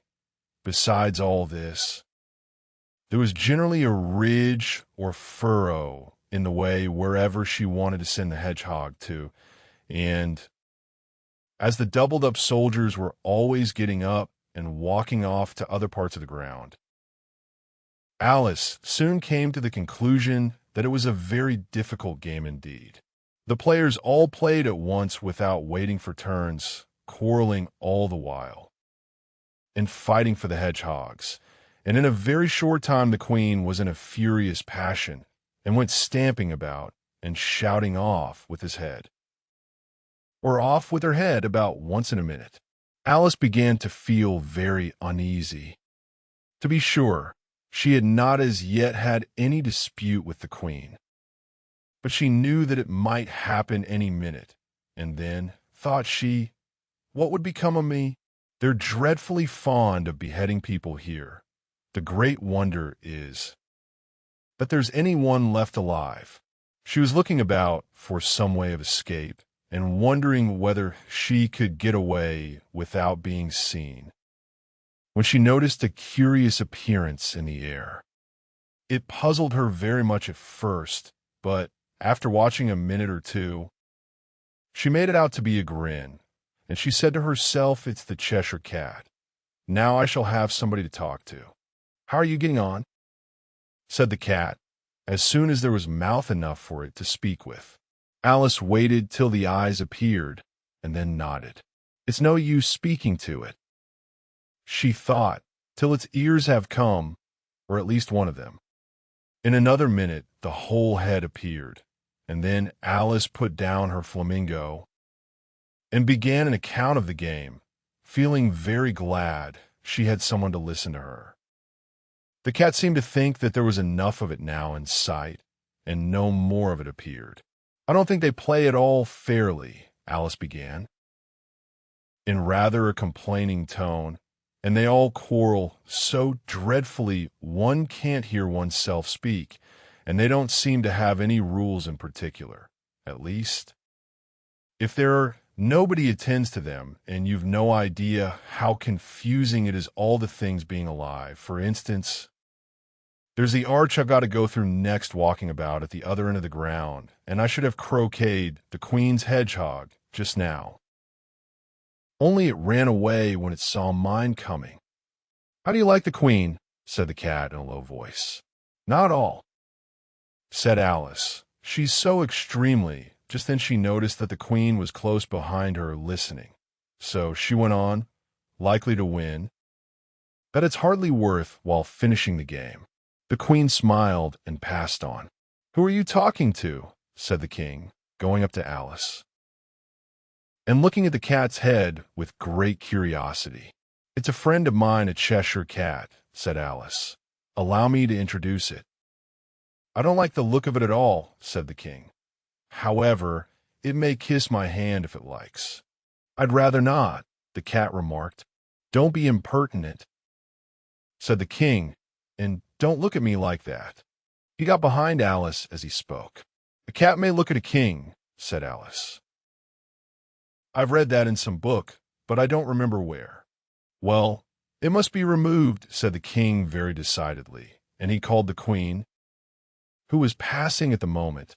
My dear, I wish you would have this cat removed. The Queen had only one way of settling all difficulties, great or small. Off with his head, she said, without even looking round. I'll fetch the executioner myself, said the King eagerly, and he hurried off. Alice thought she might as well go back and see how the game was going on, as she heard the Queen's voice in the distance, screaming with passion. She had already heard her sentence 3 of the players to be executed for having missed their turns, and she did not like the look of things at all, as the game was in such confusion that she never knew whether it was her turn or not. So she went in search of her hedgehog. The hedgehog was engaged in a fight with another hedgehog, which seemed to Alice an excellent opportunity for croqueting one of them with the other. The only difficulty was that her flamingo was gone across to the other side of the garden, where Alice could see it trying in a helpless sort of way to fly up into a tree. By the time she had caught the flamingo and brought it back, the fight was over, and both the hedgehogs were out of sight. But it doesn't matter much, thought Alice, as all the arches are gone from this side of the ground. So she tucked it away under her arm that it might not escape again, and went back for a little more conversation with her friend. When she got back to the Cheshire Cat, she was surprised to find quite a large crowd collected round it. There was a dispute going on between the executioner, the King, and the Queen, who were all talking at once, while all the rest were quite silent and looked very uncomfortable. The moment Alice appeared, she was appealed to by all 3 to settle the question, and they repeated their arguments to her, though, as they all spoke at once, she found it very hard indeed to make out exactly what they said. The executioner's argument was that you couldn't cut off a head unless there was a body to cut it off from, that he had never had to do such a thing before, and he wasn't going to begin at his time of life. The King's argument was that anything that had a head could be beheaded, and that you weren't to talk nonsense. The Queen's argument was that if something wasn't done about it in less than no time, she'd have everybody executed all round. It was this last remark that had made the whole party look so grave and anxious. Alice could think of nothing else to say, but it belongs to the Duchess. You'd better ask her about it. She's in prison. The Queen said to the executioner, "Fetch her here." And the executioner went off like an arrow. The cat's head began fading away the moment he was gone, and by the time he had come back with the Duchess, it had entirely disappeared. So the king and the executioner ran wildly up and down looking for it, while the rest of the party went back to the game. Chapter 9. The Mock Turtle Story. You can't think how glad I am to see you again, you dear old thing, said the Duchess, as she tucked her arm affectionately into Alice's, and they walked off together. Alice was very glad to find her in such a pleasant temper, and thought to herself that perhaps it was only the pepper that had made her so savage when they met in the kitchen. "When I'm a duchess," she said to herself, not in a very hopeful tone, though, "I won't have any pepper in my kitchen at all. Soup does very well without. Maybe it's always pepper that makes people hot-tempered," she went on, very much pleased at having found out a new kind of rule. "In vinegar that makes them sour, and chamomile that makes them bitter, and in barley sugar, and such things that make children sweet-tempered. I only wish people knew that. Then they wouldn't be so stingy about it." She had quite forgotten the Duchess by this time, and was a little startled when she heard her voice close to her ear. "You're thinking about something, my dear, and that makes you forget to talk. I can't tell you just now what the moral of that is, but I shall remember it in a bit." "Perhaps it hasn't one," Alice ventured to remark. "Toot, toot." "Child," said the Duchess, "everything's got a moral, if only you can find it." And she squeezed herself up closer to Alice's side as she spoke. Break time equals 0. 5s/ Alice did not much like keeping so close to her. First, because the Duchess was very ugly, and secondly, because she was exactly the right height to rest her chin upon Alice's shoulder, and it was an uncomfortably sharp chin. However, she did not like to be rude, so she bore it as well as she could. "The game's going on rather better now," she said, by way of keeping up the conversation a little. "'Tis so," said the Duchess. "And the moral of that is, oh, 'tis love that makes the world go round." Somebody said, Alice whispered, that it's done by everybody minding their own business. "Ah, well, it means much the same thing," said the Duchess, digging her sharp little chin into Alice's shoulder as she added, "And the moral of that is take care of the sense, and the sound will take care of themselves." How fond she is of finding morals in things. Alice thought to herself, "I dare say you're wondering why I don't put my arm round your waist." The Duchess said after a pause, "The reason is that I'm doubtful about the temper of your flamingo. Shall I try the experiment?" "He might bite," Alice cautiously replied, not feeling at all anxious to have the experiment tried. "Very true," said the Duchess. "Flamingos and mustard both bite. Break time equals 0. 5s/ and the moral of that is birds of a feather flock together. Only mustard isn't a bird," Alice remarked. "Right as usual," said the Duchess. "What a clear way you have of putting things."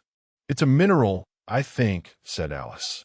"Of course it is," said the Duchess, who seemed ready to agree to everything that Alice said. "There's a large mustard mine near here, and the moral of that is the more there is of mine, the less there is of yours." "Oh, I know," exclaimed Alice, who had not attended to this last remark. "It's a vegetable." It doesn't look like one, but it is. I quite agree with you, said the Duchess. And the moral of that is be what you would seem to be, or, if you'd like it put more simply, never imagine yourself not to be otherwise than what it might appear to others that what you were or might have been was not otherwise than what you had been would have appeared to them to be otherwise. I think I should understand that better, Alice said very politely, if I had it written down, but I can't quite follow it as you say it. That's nothing to what I could say if I chose, the Duchess replied, in a pleased tone. Pray don't trouble yourself to say it any longer than that, said Alice. Oh, don't talk about trouble, said the Duchess. I make you a present of everything I've said as yet. A cheap sort of present, thought Alice. I'm glad they don't give birthday presents like that. But she did not venture to say it out loud. Thinking again? The Duchess asked, with another dig of her sharp little chin. I've a right to think, said Alice sharply, for she was beginning to feel a little worried. Just about as much right, said the Duchess, as pigs have to fly, and the M, but here, to Alice's great surprise, the Duchess's voice died away. Even in the middle of her favorite word, moral, and the arm that was linked into hers began to tremble. Alice looked up, and there stood the Queen in front of them, with her arms folded, frowning like a thunderstorm. A fine day, Your Majesty, the Duchess began in a low, weak voice. Now, I give you fair warning, shouted the Queen, stamping on the ground as she spoke. Either you or your head must be off. And that in about half no time. Take your choice. The Duchess took her choice and was gone in a moment. Let's go on with the game, the Queen said to Alice, and Alice was too much frightened to say a word, but slowly followed her back to the croquet ground. The other guests had taken advantage of the Queen's absence and were resting in the shade. However, the moment they saw her, they hurried back to the game. The Queen merely remarking that a moment's delay would cost them their lives. All the time they were playing, the Queen never left off quarreling with the other players and shouting off with his head or off with her head. Those whom she sentenced were taken into custody by the soldiers, who of course had to leave off being arches to do this, so that by the end of half an hour or so there were no arches left. And all the players, except the King, the Queen, and Alice, were in custody and under sentence of execution. Then the Queen left off, quite out of breath, and said to Alice, "Have you seen the mock turtle yet?" "No," said Alice. "I don't even know what a mock turtle is." "It's the thing mock turtle soup is made from," said the Queen. "I never saw one, or heard of one," said Alice. "Come on, then," said the Queen, "and he shall tell you his history." As they walked off together, Alice heard the King say in a low voice to the company generally, "You are all pardoned." "Come." "That's a good thing," she said to herself, for she had felt quite unhappy at the number of executions the Queen had ordered. They very soon came upon a griffin, lying fast asleep in the sun. If you don't know what a griffin is, look at the picture. "Up, lazy thing," said the Queen, "and take this young lady to see the mock turtle and to hear his history. I must go back and see after some executions I have ordered." And she walked off, leaving Alice alone with the griffin. Alice did not quite like the look of the creature, but on the whole she thought it would be quite as safe to stay with it as to go after that savage Queen. So she waited. The griffin sat up and rubbed its eyes. Then it watched the Queen till she was out of sight. Then it chuckled. "What fun," said the griffin, half to itself, half to Alice. "What is the fun?" said Alice. "Why, she," said the griffin. "It's all her fancy that they never executes nobody, you know. Come on." "Everybody says come on here," thought Alice as she went slowly after it. I never was so ordered about in all my life. Never. Break time equals 0. 5s / They had not gone far before they saw the mock turtle in the distance, sitting sad and lonely on a little ledge of rock, and as they came nearer, Alice could hear him sighing as if his heart would break. She pitied him deeply. "What is his sorrow?" she asked the Griffin, and the Griffin answered, very nearly in the same words as before, "It's all his fancy, that he hasn't got no sorrow, you know. Come on." So they went up to the mock turtle, who looked at them with large eyes full of tears, but said nothing.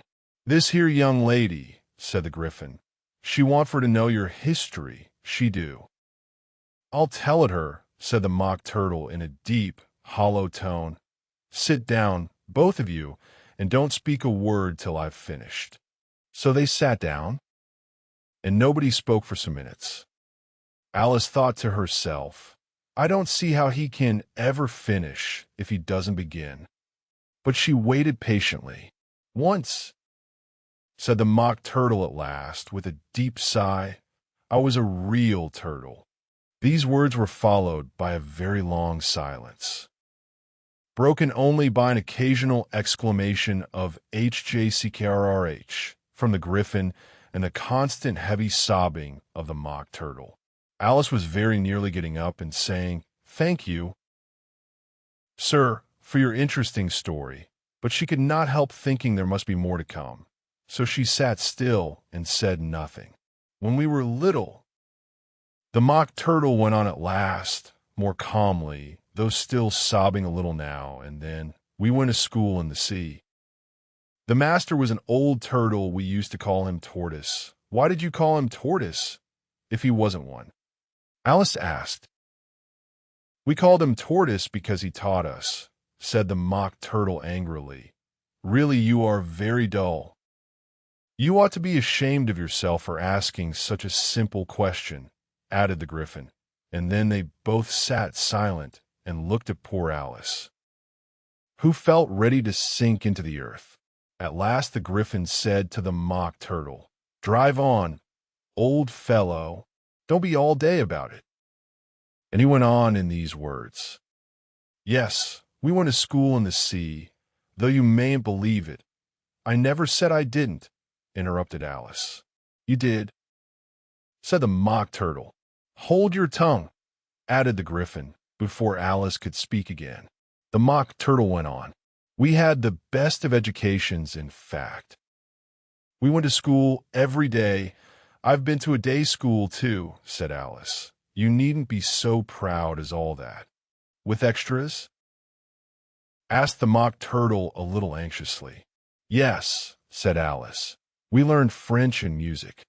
"And washing?" said the mock turtle. "Certainly not," said Alice indignantly. "Then yours wasn't a really good school," said the mock turtle in a tone of great relief. "Now at ours they had at the end of the bill French, music, and washing extra." "You couldn't have wanted it much," said Alice, living at the bottom of the sea. "I couldn't afford to learn it," said the mock turtle with a sigh. "I only took the regular course." "What was that?" inquired Alice. "Reeling and writhing, of course, to begin with," the mock turtle replied, "and then the different branches of arithmetic, ambition, distraction, uglification, and derision." "I never heard of uglification," Alice ventured to say. "What is it?" The Griffin lifted up both its paws in surprise. "What? Never heard of uglifying?" it exclaimed. "You know what a beautify is, I suppose." "Yes," said Alice doubtfully. "It means to make anything prettier." "Well, then," the Griffin went on, "if you don't know what to uglify is, you are a simpleton." Alice did not feel encouraged to ask any more questions about it, so she turned to the mock turtle and said, "What else had you to learn?" "Well, there was mystery," the mock turtle replied, counting off the subjects on his flappers. "Mystery, ancient and modern, with seography, Then the drawing master was an old conger eel that used to come once a week. He taught us drawing, stretching, and fainting in coils. What was that like? Said Alice. Well, I can't show it you myself, the Mock Turtle said. I'm too stiff. And the Griffin never learned it. Hadn't time. Break time equals 0. 5s/, said the Griffin. I went to the classics master, though. He was an old crab, he was. I never went to him. The Mock Turtle said with a sigh. He taught laughing and grief, they used to say. So he did, said the Griffin, sighing in his turn, and both creatures hid their faces in their paws. And how many hours a day did you do lessons? Said Alice, in a hurry to change the subject. 10 hours the first day, said the Mock Turtle, 9 the next, and so on. What a curious plan, exclaimed Alice. That's the reason they're called lessons, the Griffin remarked, because they lesson from day to day. This was quite a new idea to Alice, and she thought it over a little before she made her next remark. Then the 11th day must have been a holiday? Of course it was, said the Mock Turtle. And how did you manage on the 12th? Alice went on eagerly. That's enough about lessons. The Griffin interrupted in a very decided tone. Tell her something about the games now. Chapter 10. The Lobster Quadrille.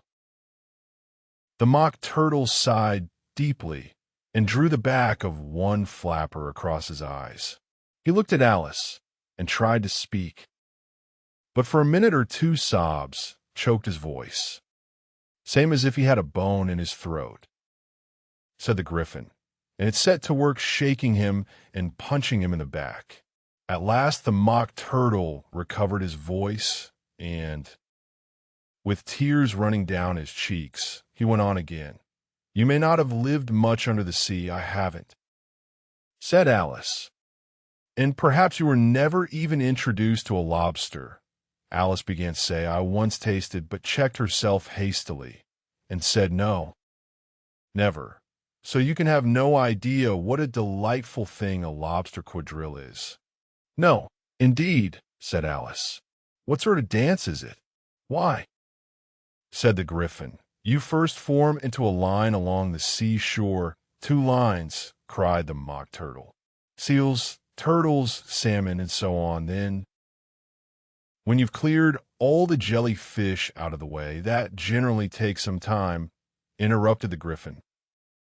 You advance twice, each with a lobster as a partner, cried the Griffin. Of course, the Mock Turtle said. Advance twice, set to partners, change lobsters, and retire in same order, continued the Griffin. Then, the Mock Turtle went on. You throw the lobsters, shouted the Griffin, with a bound into the air. As far out to sea as you can swim after them, screamed the Griffin. Turn a somersault in the sea, cried the Mock Turtle, capering wildly about. Change lobsters again, yelled the Griffin at the top of its voice. Back to land again, and that's all the first figure, said the Mock Turtle, suddenly dropping his voice.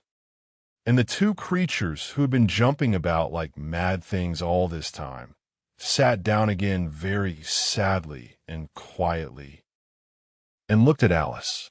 It must be a very pretty dance, said Alice timidly. Would you like to see a little of it? Said the Mock Turtle. Very much indeed, said Alice. Come, let's try the first figure, said the Mock Turtle to the Griffin. We can do without lobsters, Which shall sing? Oh, you sing, said the Griffin. I've forgotten the words. So they began solemnly dancing round and round Alice, every now and then treading on her toes when they passed too close, and waving their forepaws to mark the time, while the Mock Turtle sang this, very slowly and sadly. Will you walk a little faster? Said a whiting to a snail. There's a porpoise close behind us, and he's treading on my tail. See how eagerly the lobsters and the turtles all advance. They're waiting on a shingle. Will you come and join the dance? Will you? Won't you? Will you? Won't you? Will you join the dance? Will you? Won't you? Will you? Won't you? Won't you join the dance? You can really have no notion how delightful it will be when they take us up and throw us. With the lobsters out to sea. But the snail replied, too far, and gave a look askance, said he thanked the whiting kindly, but he would not join the dance. Would not, could not, would not, could not join the dance. Would not, could not, would not, could not join the dance. What matters it how far we go? His scaly friend replied. There is another shore, upon the other side. The further off from England the nearer is to France, then turn not pale, beloved snail, but come and join the dance. Will you? Won't you? Will you? Won't you? Will you join the dance? Will you? Won't you? Will you? Won't you? Won't you join the dance? Thank you. It's a very interesting dance to watch, said Alice, feeling very glad that it was over at last. And I do so like that curious song about the whiting. Oh, as to the whiting, said the Mock Turtle. That you've seen them, of course. Yes, said Alice. I've often seen them at Din. She checked herself hastily. I don't know where Din may be, said the Mock Turtle, but if you've seen them so often, of course you know what they're like. I believe so, Alice replied thoughtfully. They have their tails in their mouths, and they're all over crumbs. You're wrong about the crumbs, said the Mock Turtle. Crumbs would all wash off in the sea. But they have their tails in their mouths, and the reason is here. The Mock Turtle yawned and shut his eyes. Tell her about the reason and all that. He said to the Griffin. The reason is, said the Griffin, that they would go with the lobsters to the dance. So they got thrown out to sea. So they had to fall a long way. So they got their tails fast in their mouths. So they couldn't get them out again. That's all. Thank you, said Alice. It's very interesting. I never knew so much about a whiting before. I can tell you more than that, if you like, said the Griffin. Do you know why it's called a whiting? I never thought about it, said Alice. Why? It does the boots and shoes, the Griffin replied very solemnly. Alice was thoroughly puzzled. Does the boots and shoes, she repeated in a wondering tone. Why, what are your shoes done with, said the Griffin. I mean, what makes them so shiny? Alice looked down at them and considered a little before she gave her answer. They're done with blacking, I believe. Boots and shoes under the sea, the Griffin went on in a deep voice, are done with a whiting. Now you know. And what are they made of? Alice asked in a tone of great curiosity. Soles and eels, of course, the Griffin replied rather impatiently. Any shrimp could have told you that. If I'd been the whiting, said Alice, whose thoughts were still running on the song, I'd have said to the porpoise, keep back, please. We don't want you with us. They were obliged to have him with them. The Mock Turtle said, no wise fish would go anywhere without a porpoise. Wouldn't it really?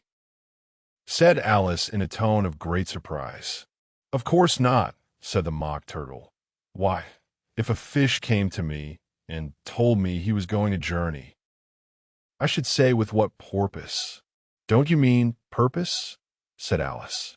I mean what I say, the Mock Turtle replied in an offended tone, and the Griffin added, come, let's hear some of your adventures. I could tell you my adventures beginning from this morning, said Alice a little timidly, but it's no use going back to yesterday, because I was a different person then. Explain all that, said the Mock Turtle. No, the adventures first, said the Griffin in an impatient tone. Explanations take such a dreadful time. So Alice began telling them her adventures from the time when she first saw the White Rabbit. She was a little nervous about it, just at first, The two creatures got so close to her, one on each side, and opened their eyes and mouths so very wide, but she gained courage as she went on. Her listeners were perfectly quiet till she got to the part about her repeating, "You are old, Father William," to the caterpillar, and the words all coming different. And then the mock turtle drew a long breath and said, "That's very curious." "It's all about as curious as it can be," said the griffin. "It all came different." The mock turtle repeated thoughtfully, "I should like to hear her try and repeat something now. Tell her to begin." He looked at the griffin as if he thought it had some kind of authority over Alice. "Stand up and repeat. 'Tis the voice of the sluggard," said the griffin. How the creatures order one about and make one repeat lessons, thought Alice. I might as well be at school at once. However, she got up and began to repeat it, but her head was so full of the lobster quadrille that she hardly knew what she was saying. Break time equals 0. 5s/, and the words came very queer indeed. "'Tis the voice of the lobster," I heard him declare. "You have baked me too brown, I must sugar my hair." As a duck with its eyelids, so he with his nose trims his belt and his buttons and turns out his toes. Later editions continued as follows when the sands are all dry. He is gay as a lark, and will talk in contemptuous tones of the shark, but when the tide rises and sharks are around, his voice has a timid and tremulous sound. "That's different from what I used to say when I was a child," said the griffin. "Well, I never heard it before," said the mock turtle, "but it sounds uncommon nonsense." Alice said nothing. She had sat down with her face in her hands, wondering if anything would ever happen in a natural way again. "I should like to have it explained," said the mock turtle. "She can't explain it," said the griffin hastily. "Go on with the next verse." But about his toes, the mock turtle persisted. "How could he turn them out with his nose, you know? It's the first position in dancing," Alice said, but was dreadfully puzzled by the whole thing and longed to change the subject. "Go on with the next verse." The griffin repeated impatiently. "It begins, 'I passed by his garden.'" Alice did not dare to disobey, though she felt sure it would all come wrong.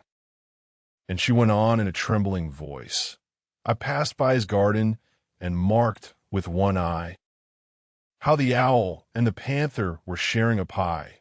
Later editions continued as follows: "The panther took pie crust and gravy and meat, while the owl had the dish as its share of the treat. When the pie was all finished, the owl, as a boon, was kindly permitted to pocket the spoon, while the panther received knife and fork with a growl."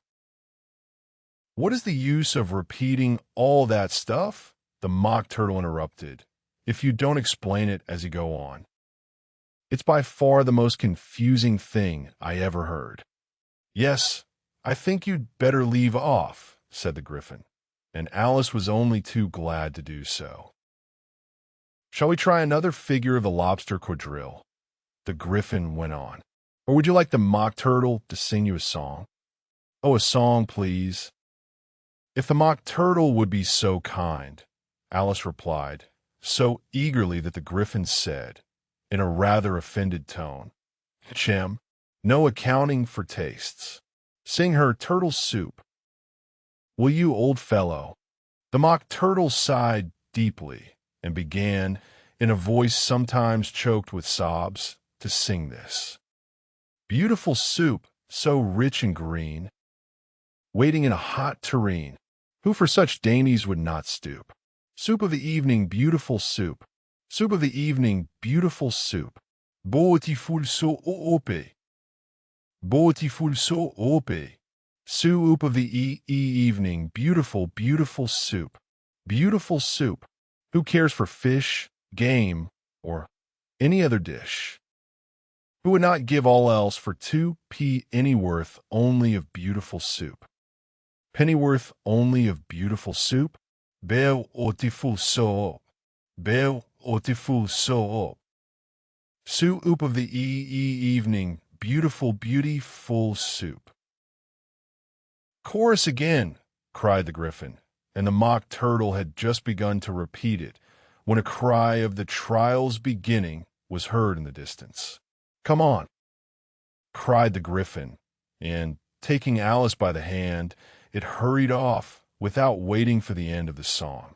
What trial is it? Alice panted as she ran, but the Gryphon only answered, Come on, and ran the faster, while more and more faintly came, carried on the breeze that followed them, the melancholy words, Soup of the evening, beautiful, beautiful soup. Chapter 11. Who Stole the Tarts? The King and Queen of Hearts were seated on their throne when they arrived, with a great crowd assembled about them, all sorts of little birds and beasts, as well as the whole pack of cards.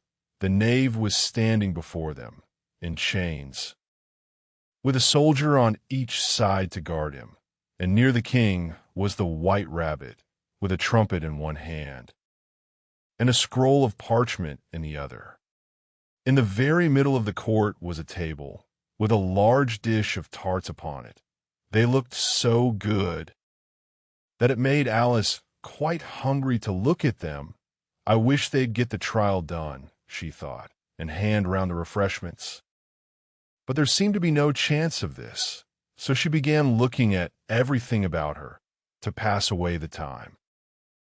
Alice had never been in a court of justice before, but she had read about them in books, and she was quite pleased to find that she knew the name of nearly everything there. That's the judge, she said to herself, because of his great wig. The judge, by the way, was the king, and as he wore his crown over the wig, look at the frontispiece if you want to see how he did it. He did not look at all comfortable, and it was certainly not becoming. And that's the jury box, thought Alice, and those 12 creatures, she was obliged to say creatures. You see, because some of them were animals, and some were birds, I suppose they are the jurors. She said this last word 2 or 3 times over to herself, being rather proud of it, for she thought, and rightly too, that very few little girls of her age knew the meaning of it at all. However, jurymen would have done just as well. The 12 jurors were all writing very busily on slates. What are they doing? Alice whispered to the Gryphon. They can't have anything to put down yet, before the trial's begun. They're putting down their names, the Gryphon whispered in reply, for fear they should forget them before the end of the trial. Stupid things. Alice began in a loud, indignant voice, but she stopped hastily, for the white rabbit cried out, Silence in the court, and the king put on his spectacles and looked anxiously round to make out who was talking. Alice could see, as well as if she were looking over their shoulders, that all the jurors were writing down stupid things on their slates, and she could even make out that one of them didn't know how to spell stupid and that he had to ask his neighbor to tell him. A nice muddle their slates will be in before the trial's over, thought Alice. One of the jurors had a pencil that squeaked. This, of course, Alice could not stand, and she went round the court and got behind him, and very soon found an opportunity of taking it away. She did it so quickly that the poor little juror, it was Bill, the lizard, could not make out at all what had become of it. So, after hunting all about for it, he was obliged to write with one finger for the rest of the day, and this was of very little use, as it left no mark on the slate. Herald, read the accusation, said the king. On this the white rabbit blew 3 blasts on the trumpet, and then unrolled the parchment scroll, and read as follows. The Queen of Hearts, she made some tarts, all on a summer day. The Knave of Hearts, He stole those tarts and took them quite away. Consider your verdict, the king said to the jury. Not yet, not yet, the rabbit hastily interrupted. There's a great deal to come before that. Call the first witness, said the king. And the white rabbit blew 3 blasts on the trumpet and called out, First witness. The first witness was the Hatter. He came in with a teacup in one hand and a piece of bread and butter in the other. I beg pardon, your majesty, he began, for bringing these in, but I hadn't quite finished my tea when I was sent for. You ought to have finished, said the king. When did you begin? The Hatter looked at the March Hare, who had followed him into the court, arm in arm with the Dormouse. 14th of March, I think it was, he said. 15th, said the March Hare. 16th, added the Dormouse. Write that down, the king said to the jury, and the jury eagerly wrote down all 3 dates on their slates, and then added them up and reduced the answer to shillings and pence. Take off your hat, the king said to the Hatter. It isn't mine, said the Hatter. Stolen, the king exclaimed, turning to the jury, who instantly made a memorandum of the fact. I keep them to sell. The Hatter added as an explanation, I've none of my own. I'm a Hatter. Here the queen put on her spectacles and began staring at the Hatter, who turned pale and fidgeted. Give your evidence, said the king, and don't be nervous, or I'll have you executed on the spot. This did not seem to encourage the witness at all. He kept shifting from one foot to the other, looking uneasily at the queen. And in his confusion, he bit a large piece out of his teacup instead of the bread and butter.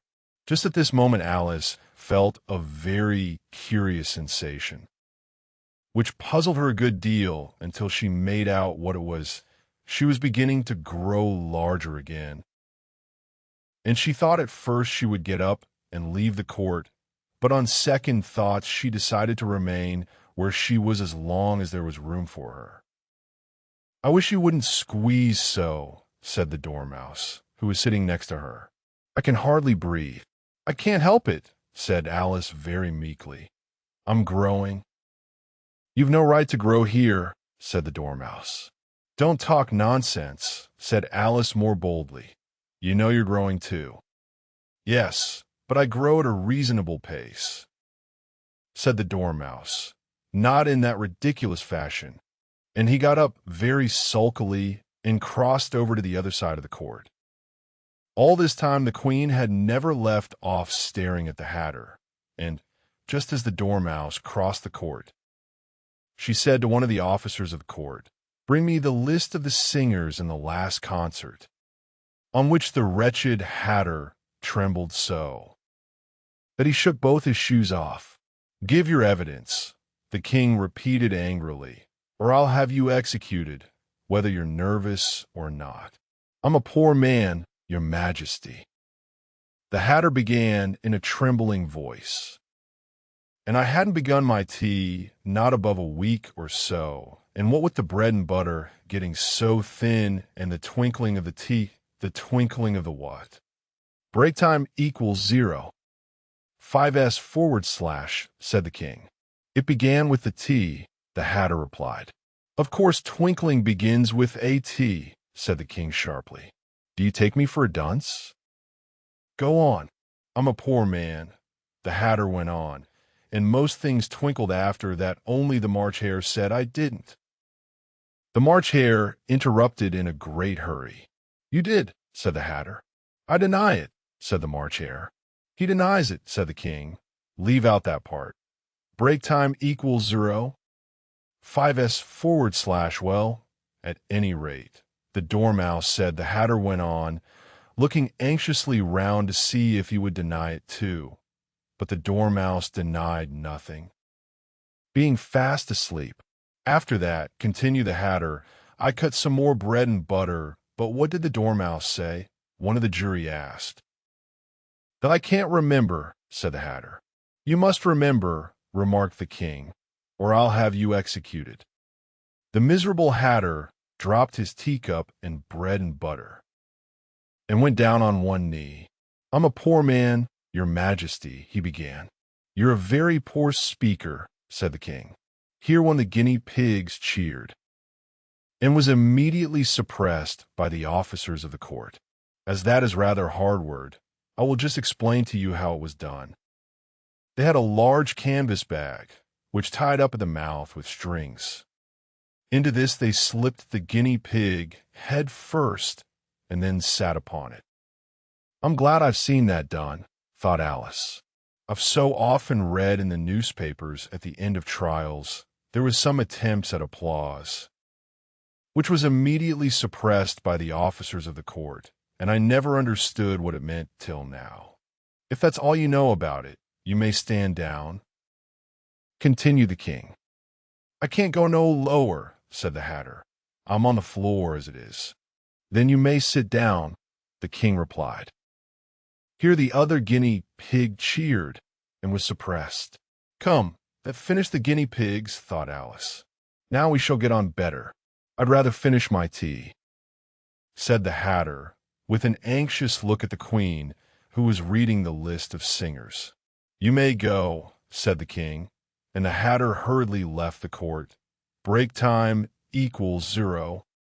5s / without even waiting to put his shoes on, and just take his head off outside.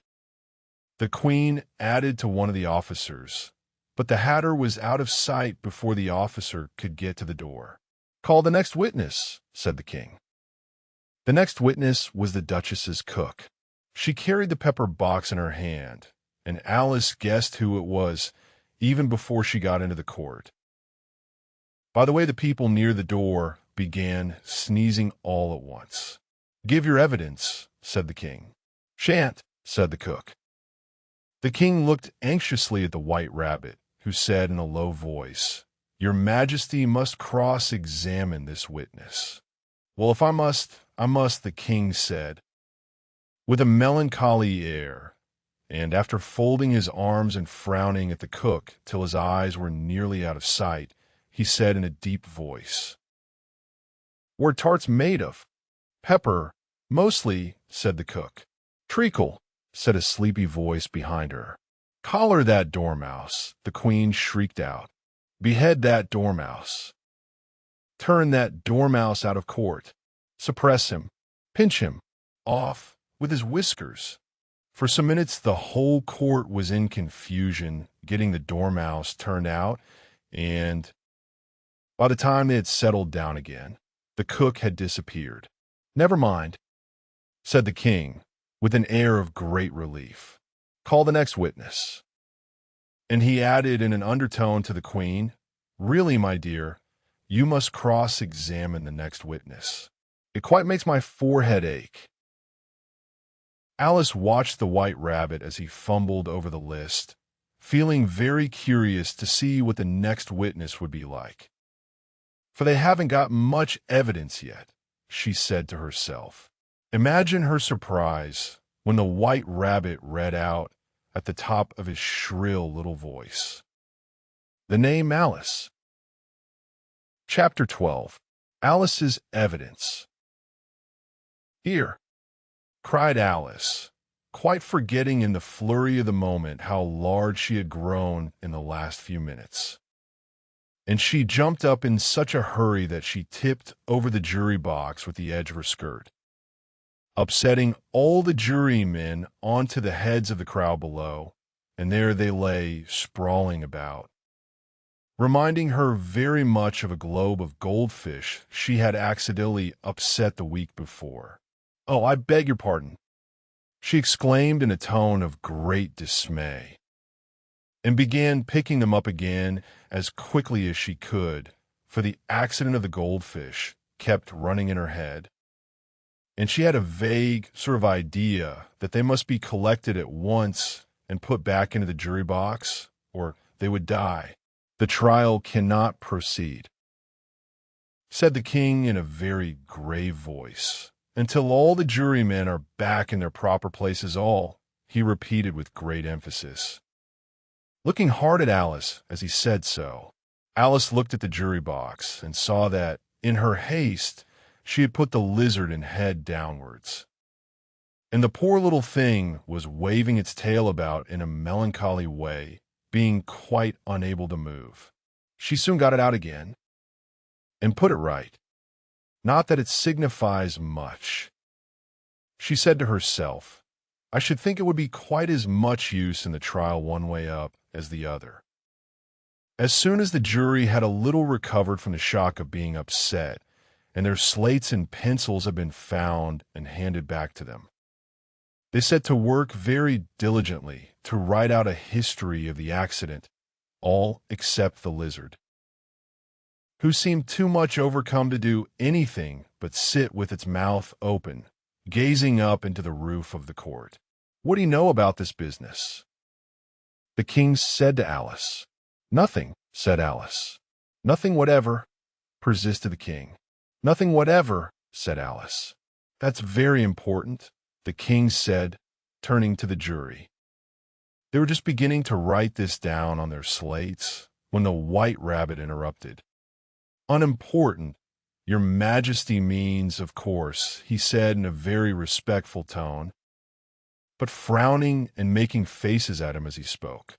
Unimportant, of course, I meant, the king hastily said, and went on to himself in an undertone.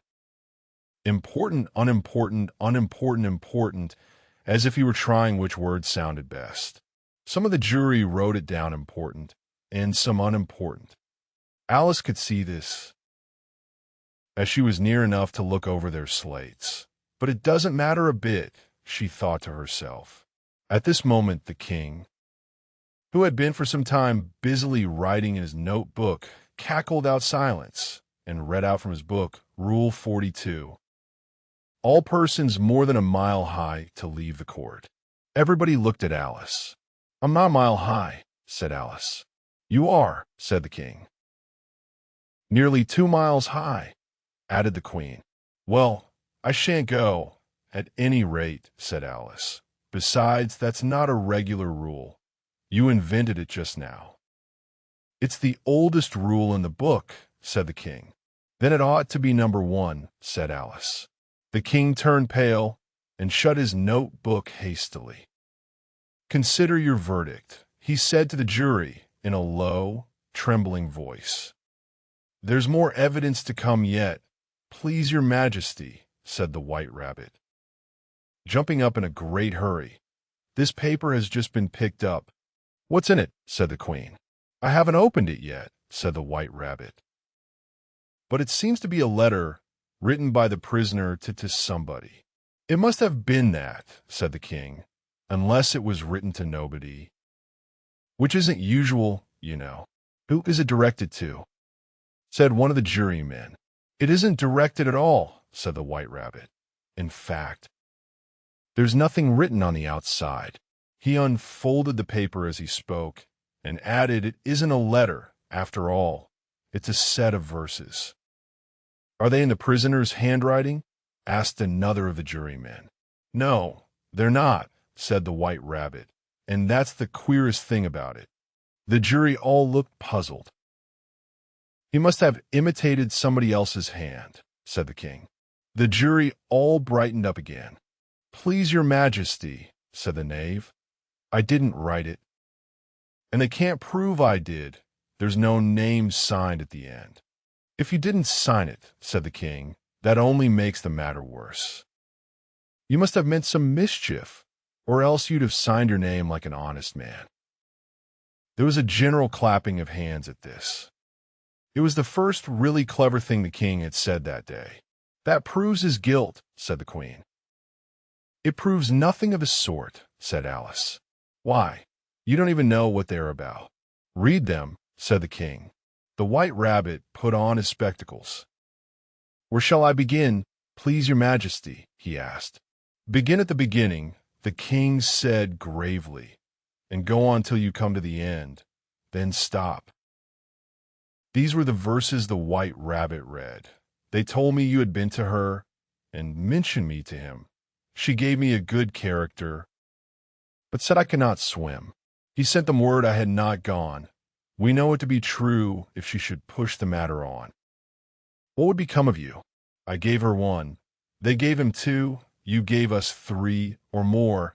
They all returned from him to you, though they were mine before.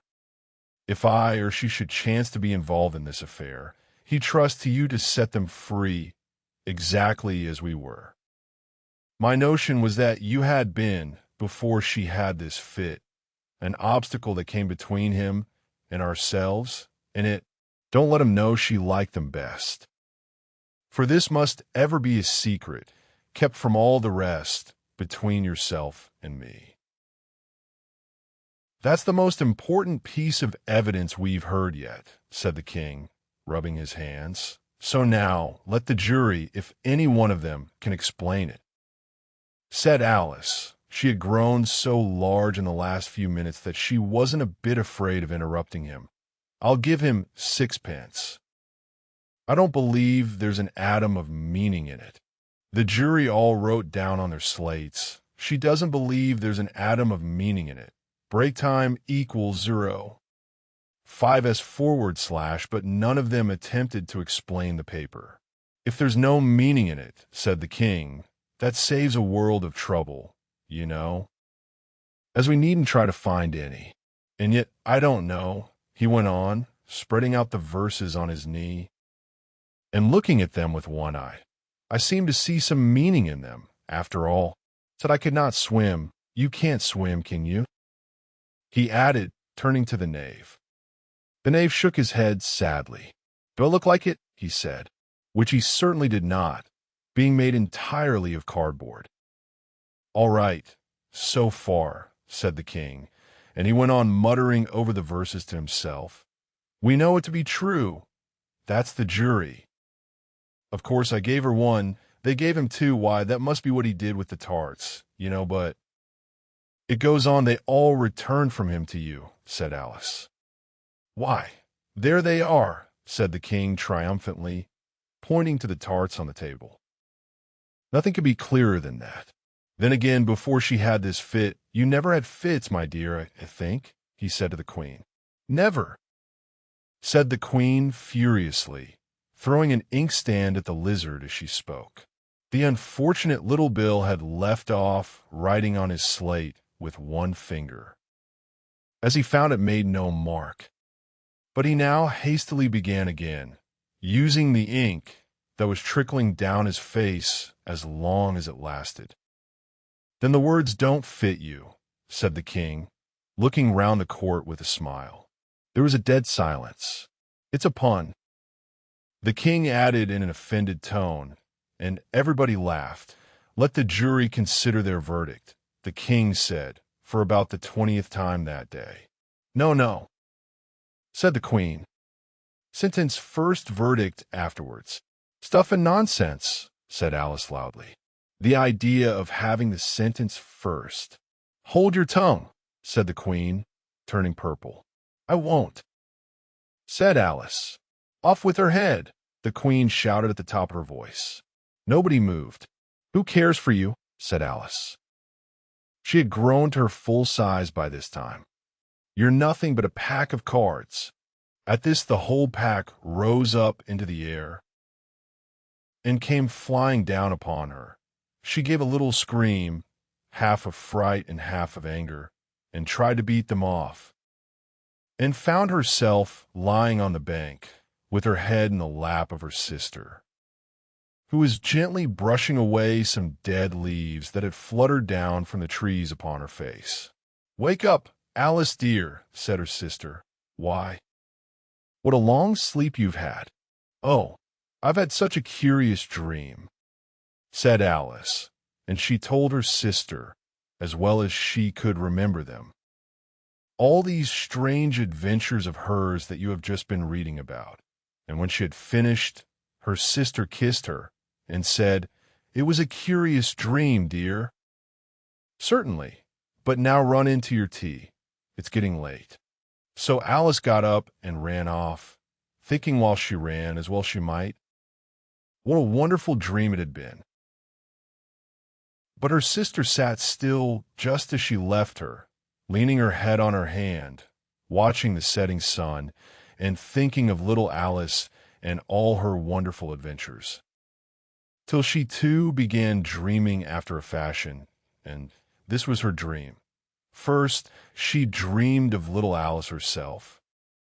And once again the tiny hands were clasped upon her knee, and the bright, eager eyes were looking up into hers. She could hear the very tones of her voice, and see that queer little toss of her head to keep back the wandering hair that would always get into her eyes and still as she listened, or seemed to listen. The whole place around her became alive with the strange creatures of her little sister's dream. The long grass rustled at her feet as the white rabbit hurried by the frightened mouse, splashed his way through the neighboring pool. She could hear the rattle of the teacups as the March Hare and his friends shared their never-ending meal, and the shrill voice of the Queen ordering off her unfortunate guests to execution. Once more the pig baby was sneezing on the Duchess's knee, while plates and dishes crashed around it. Once more the shriek of the griffin, the squeaking of the lizard's slate pencil, and the choking of the suppressed guinea pigs filled the air, mixed up with the distant sobs of the miserable mock turtle. So she sat on, with closed eyes, and half believed herself in Wonderland, though she knew she had but to open them again, and all would change to dull reality. The grass would be only rustling in the wind, and the pool rippling to the waving of the reeds. The rattling teacups would change to tinkling sheep bells, and the Queen's shrill cries to the voice of the shepherd boy, and the sneeze of the baby, the shriek of the griffin, and all the other queer noises would change, she knew, to the confused clamor of the busy farmyard, while the lowing of the cattle in the distance would take the place of the mock turtle's heavy sobs. Lastly, she pictured to herself how this same little sister of hers would, in the aftertime, be herself a grown woman, and how she would keep, through all her riper years, the simple and loving heart of her childhood, and how she would gather about her other little children, and make their eyes bright and eager with many a strange tale, perhaps even with the dream of Wonderland of long ago, and how she would feel with all their simple sorrows and find a pleasure in all their simple joys, remembering her own child life and the happy summer days.